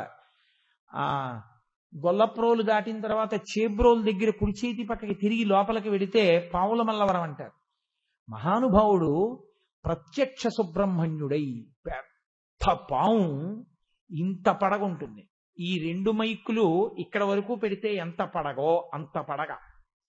ప్రతిరోజు ఎదురుగుండా ఉన్న కోనేట్లోకి వెళ్ళి స్నానం చేసి వచ్చి శివలింగాన్ని చుట్టుకుని పడుకుని ఉండేవాడు ఆయన. వెళ్ళి సంతానం లేని వాళ్ళు ప్రార్థన చేస్తే సంతానం కలిగేది. ఆయన్ని చాటలో పెట్టి తీసుకొచ్చేవారట. నేను ప్రత్యక్షంగా చూడలేదు, నాకు ఎలా తెలిసింది అన్న విషయాన్ని నేను సభాముఖంగా చెప్పాలని ఇష్టపట్టలేదు. చాటలో తీసుకొచ్చేవారట. తీసుకొస్తే పసిపిల్లల్ని ఆయనకి తగిలించేవారు. ఆయన ఏమీ అనేవారు కాదు. ఆ మల్లవరం క్షేత్రంలో సంగీత విద్వాంసులు కచేరీ చేస్తుంటే ఆ శివలింగాన్ని విప్పుకుని ఆయన ప్రీతి చెందితే ఆయన పాకుతూ వచ్చి పుష్పమాలిక కింద తనంత తాను అలంకారమై మళ్ళీ విప్పుకుని వెళ్ళిపోయి శివలింగాన్ని చుట్టుకునేవారు. మహానుభావుడు అలా చాలా కాలం ఉండి ఉండి ఉండి ఉండి ఇప్పటికీ ఆయన మూర్తులు ఉన్నాయి అటువంటివి. ఆయన ఒకానొక సమయంలో ఒక ప్రత్యేక పరిస్థితిలో తన శరీరాన్ని విడిచిపెట్టేశారు. అలాగే ఆయన అక్కడ ప్రతిష్ఠ చేశారు. ఆయన మహానుభావుడు. ఇవాల్టి షష్ఠి నేను కార్తీక బహుళ షష్ఠి నాడు ఉపన్యాసం చెప్తున్నాను. వచ్చే షష్ఠి మార్గశిర శుక్లపక్ష షష్ఠి సుబ్రహ్మణ్య షష్ఠి. ఆ సుబ్రహ్మణ్య షష్ఠి నాడు మల్లవరం సుబ్రహ్మణ్యేశ్వర స్వామి దేవాలయం వెనకాతల నిస్సంతువులు అనగా బిడ్డలు లేని వారిని పడుకోమంటారు. వాళ్ళు పడుకుని కొద్దిగా కునుకు పట్టి మళ్ళీ మెలక వచ్చిన తర్వాత వెళ్ళిపోతారు. వాళ్ళు వచ్చే సంవత్సరం ఒళ్ళో పిల్లాడితో వచ్చి మొక్కు తీర్చుకుంటూ ఉంటారు. నేను ఒక సుబ్రహ్మణ్య షష్ఠికి అక్కడ ఉపన్యాసానికి వెళ్ళానో లేకపోతే ఏదో దర్శనానికి వెళ్ళానో నాకు స్పష్టంగా జ్ఞాపకం లేదు. కానీ నేను అలా పసిపిల్లలతో వచ్చినటువంటి తల్లిదండ్రుల్ని నేను చూశాను. ఎందుకంటే ఆ మల్లవరం దేవస్థానాన్ని నిర్వహించేటటువంటి భాగ్యాన్ని పొంది పరమభక్తి కలిగినటువంటి కుటుంబాలతో నాకు బంధుత్వం ఉంది. ఆ కుటుంబాలతో నాకు చాలా సన్నిహిత సంబంధం ఉంది. అందుకని నాకు ఆ క్షేత్రం గురించి సాధికారికంగా కొన్ని విషయాలు తెలుసు. అంతటి సర్వోత్కృష్టమైన క్షేత్రమై మహానుభావుడు ఎంతమందికి బిడ్డల్నిచ్చాడో, ఎంతమందికి ఎన్ని సమస్యలు తీర్చాడో, ఆనాటి నుండి ఈనాటి వరకేమి ఏనాటికైనా సుబ్రహ్మణ్యుడు సుబ్రహ్మణ్యుడే. కుజదోషాన్ని కూడా విరిచి ఆయన వివాహకారకుడవుతాడు. కుజదోషాన్ని నిగ్రహించగలిగిన ఏకైక మూర్తి సుబ్రహ్మణ్యుడు. బ్రహ్మజ్ఞానం ఇవ్వగలిగిన వాడు సుబ్రహ్మణ్యుడు. ఎందుకంటే లోకంలో మహాపండితుడు గొప్ప విద్వాంసుడైన వాడికి చెయ్యగలిగిన సత్కారం ఏమి అని అడిగారు. ఆయనకి మీరు ఏ సత్కారం చేస్తారు? మహావిద్వాంసుడు కోరుకునే సత్కారం ఏమిటో తెలుసా అండి? కొడుకు చేతిలో ఓడిపోవాలని. తన కొడుకే అంత గొప్పవాడైతే అంతటి విద్వాంసుడైన తండ్రి ఎంత మురిసిపోతాడు. ఈశాన సర్వ విద్యానాం ఈశ్వర సర్వభూతానాం బ్రహ్మాధిపతిర్బ్రహ్మణోధిపతిర్బ్రహ్మ శివో మే అస్తు సదా శివోం అనిపించుకున్నటువంటి పరమేశ్వరుడు తన కొడుకైనటువంటి సుబ్రహ్మణ్యుడి దగ్గరికి వెడితే, నాన్నగారు మీకు ప్రణవానికి అర్థం చెప్తానన్నారు. అసలు ప్రణవస్వరూపుడే పరమేశ్వరుడు. ఏమిట్రా నువ్వు నాకు ప్రణవానికి కొత్త అర్థం చెప్పగలవా? సాధికారికంగా చెప్తాను నాన్నగారు, చెప్పు. వినేవాడు కిందకుండాలి కదూ, కూర్చోండి చెప్తాను అని కుడి చెవిలో ప్రణవానికి సంబంధించినటువంటి విశేషార్థ వివరణం చేశాడు ఆయన. ఎన్నో మాటలు ఉపన్యాసాలు చెప్పినా ఒక శ్లోకానికి ఎప్పుడూ ఒకలా చెప్పడమే కానీ ఇలా కూడా వస్తుందనుకోని తండ్రికి కొడుకు, నాన్నగారు ఆ శ్లోకాన్ని అలా చెప్తున్నారు కానీ ఇలా కూడా వస్తుంది అర్థం అన్నాడు అనుకోండి, తండ్రి ఎంత మురిసిపోతాడో, నా కొడుకు ఎంత గొప్ప విద్వాంసుడయ్యాడని. అలా పరమేశ్వరుడు ఆ రోజున పొంగిపోయాట, నా కొడుకు చేతిలో ఓడిపోయిన నాకన్నా బాగా చెప్పాడు ప్రణవార్థమని. పుత్రాదిచ్చేత్ పరాజయం. విద్వాంసుడు కోరుకునేది ఏంటంటే తన కొడుకు చేతిలో ఓడిపోవాలని. పరమేశ్వరుడికి అంత గొప్ప ఆనందాన్ని ఇచ్చిన కొడుకు సుబ్రహ్మణ్యుడు. కాబట్టి మహానుభావుడైనటువంటి సుబ్రహ్మణ్యుడు ఎంత ఆశ్చర్యమో చూడండి. శివాలయ పునర్నిర్మాణం చెయ్యాలి అని కొంతమంది పూనిక వహించి కూర్చుంటే ఇన్నాళ్ళు ఆపి ఆపి ఆపి ఆపి ఇంకొక వారం రోజుల్లో ఉపన్యాసాలు పరిసమాప్తం అయిపోతుండగా సుబ్రహ్మణ్యేశ్వర స్వామి వారి దేవాలయ పునర్నిర్మాణానికి కావలసిన 1,80,000 రూపాయలు నేను ఒక్కడినే ఇచ్చుకుంటాను, అది నా జీవితంలో గొప్ప ఫలితం గురువు గారు, నాకు అది దూరం చెయ్యొద్దు అని వెంటపడి వెంపర్లాడి, చిన్న చిన్న పిల్లలు అంత మొత్తం సాహసం చెయ్యరు, నేను ఇచ్చుకుంటే నా వంశానికి సుబ్రహ్మణ్యుడి రక్ష, నేనేమి రక్షిస్తాను అని పూనికతో నమ్మకంతో ముందుకొచ్చేటటువంటి పిల్లవాడిని తీసుకొచ్చి షష్ఠి తిథి నాడు ఆ ద్రవ్యాన్ని ఇప్పించాడు. అది ఆయన పట్టంటే. అంటే రాబో కాలంలో పునర్నిర్మాణం అవుతున్న శివాలయంలో ఉన్న సుబ్రహ్మణ్యేశ్వర స్వామి వారి దేవాలయం ఎంత శక్తివంతం కాబోతోంది అనడానికి ఇదే ఉదాహరణ. అందుకే ఇంత గొప్ప తిథినాడు చెప్పకుండా దీన్ని వరుస క్రమంలో వెనక్కి పెట్టడం ఎందుకు అని మహాసేన జనక అంటే మహాసైన్యం ఉన్నవాడు, దేవతా సైన్యం ఉన్నవాడు సుబ్రహ్మణ్యుడు, ఆయన తండ్రి పరమశివుడు. ఆ మాట చెప్తే పొంగిపోతాట. కొడుకు వృద్ధిలోకి వచ్చాడనుకోండి, ఆయన కొడుకండి అన్నారనుకోండి, ఆ తండ్రికి ఎంత సంతోషంగా ఉంటుంది. పరమేశ్వరుడికి పొంగు ఉండదు, కుంగు ఉండదు, కానీట సుబ్రహ్మణ్యుడి తండ్రి అండి అంటే మాత్రం అవునండి అని ఇలా పొంగిపోతాట. కాబట్టి అటువంటి సుబ్రహ్మణ్యేశ్వరుడి వృత్తాంతం ఇవాళ చెప్పబడితే నా తల్లిదండ్రులు పార్వతీ పరమేశ్వరులు ఎంత పొంగిపోతారు. పైగా వినాయకుడికి అపారమైన ప్రీతి అన్నగారికి తమ్ముడంటే. ఎందుకో తెలుసా అండి? సుబ్రహ్మణ్యేశ్వర స్వామి తన జీవితంలో తను సాధించుకోలేకపోయింది ఒక్కటే ఉంది. ఏమిటో తెలుసా అండి? వల్లిని పెళ్లి చేసుకోలేకపోయాడు. అంత తొందరగా దొరికేదైతే వల్లి ఎందుకు అవుతుంది? అలా దొరకనిది మహా చక్కటి కుటుంబంలో పుట్టేది కాబట్టే వల్లి అవుతుంది. కాబట్టి వల్లిని పెళ్లి చేసుకుందామని సుబ్రహ్మణ్యుడు వెంపర్లాడాడు. కానీ ఆమె ఆయన వంక చూడ్డానికి కూడా ఇష్టపడకపోతే ఆఖరికి కిరాతుడి వేషం కట్టాడు సుబ్రహ్మణ్యుడు. ఆమె ఏదో ఓ కోయ పిల్లలా తిరుగుతోంది. కిరాతుడి వేషంలో వస్తే చూస్తుందేమో అనుకున్నాడు, ఆమెమీ చూడలేదు. అప్పుడు ఆయన, ఇన్ని వేషాలు కట్టినా ఎంత ప్రయత్నం చేసినా వల్లి మనది అవ్వట్లేదు, వల్లి మనది అయ్యేట్టు చేయగలిగిన వాడు అన్నయ్య ఒక్కడే, ఈ విఘ్నాలు తీసేసేవాడని అన్నయ్యకి నమస్కారం చేశాడు. వెంటనే వినాయకుడు ఏం చేశాడో తెలుసా అండి? తమ్ముడా, నేనుండగా నీకెందుకురా బెంగ అని వెంటనే ఏనుగైపోయి ఆయన పరిగెత్తుకుంటూ వచ్చి వల్లిని తరిమాడు. ఆ వల్లి ఏనుగు వచ్చేస్తోందని పరిగెత్తుకుంటూ వెళ్ళిపోయింది. వెళ్ళిపోవడంలో కిరాత వేషంలో ఉన్న సుబ్రహ్మణ్యుడు వృద్ధ బ్రాహ్మణ వేషంలో నించున్నాడు. ఈ పిల్ల వృద్ధ బ్రాహ్మణుడే కదా, రక్షిస్తాడని పరిగెత్తుకెళ్ళి గట్టిగా కౌగిలించేసుకుంది. ఏమిటి ఇలా కౌగిలించుకున్నావు? వదులు వదులంటాడు. నీవు తిది అంటే ఆవిడంది వెనక ఏనుగు తరువుకు వస్తోంది, అందుకు కౌగులించుకున్నాను, రక్షించండి రక్షించండి అంది. ఆయన తన నిజస్వరూపాన్ని ప్రకటించాడు. ఏనుగు ఇంకెందుకు తమ్ముడు మరదలు కలిసిపోయిన తర్వాత అన్నగారు వెళ్ళిపోయాడు. అందుకని వినాయకుడు చేసిన పెళ్లి పెద్దన్నయ్య గారు పూనుకున్న తర్వాత పెళ్ళయింది, వల్లీ కళ్యాణం. కాబట్టి ఆ కుటుంబంలో వల్లీ దేవసేన సమేత సుబ్రహ్మణ్యుడు ఉన్న చోట గణపతి ఉంటారు కదండి. ఆ గణపతిని చూడగానేట సుబ్రహ్మణ్యుడు, అన్నయ్య నీ వల్లే అన్నయ్య ఇల్లాలతో ఇలా ఉన్నాను అని మురిసిపోతాట. ఇలాంటి కొడుకులు రా అని ఆవిడ పొంగిపోతుందిట. ఇలాంటి భార్య అండి అని పరమశివుడు పొంగిపోతాట. ఇలాంటి భర్త అండి అని ఆవిడ పొంగిపోతుందిట. ఇలాంటి తల్లిదండ్రులండి అని పిల్లలు పొంగిపోతారట. ఇలాంటి తల్లిదండ్రులు ఇలాంటి స్వాములు రండి అని మనం పొంగిపోతాం కాదు. కాబట్టి ఆ పొంగు ఉంది కాబట్టి షష్ఠినాడు సుబ్రహ్మణ్యేశ్వర స్వామి వృత్తాంతాన్ని తీసుకొచ్చాడు ఈశ్వరుడు. కాబట్టి మనం ఎప్పుడూ చక్కగా సుబ్రహ్మణ్యుణ్ణి సేవిస్తూ ఆయన అనుగ్రహాన్ని పరిపూర్ణంగా పొంది చక్కగా మన పిల్లా పాపలతో సంతోషంగా ఉండగలిగేటటువంటి స్థితిని వల్లీదేవసేన సహితుడైనటువంటి సుబ్రహ్మణ్యుడు తన యొక్క కారుణ్యధారల చేత మనని అనుగ్రహించుగాక అని స్వామి పాదములు పట్టి నమస్కరిస్తూ ఈ ఉపన్యాసాన్ని ఇవాళ ఇక్కడతో ముగించి రేపు వేరొక నామాన్ని స్వీకరిద్దాం.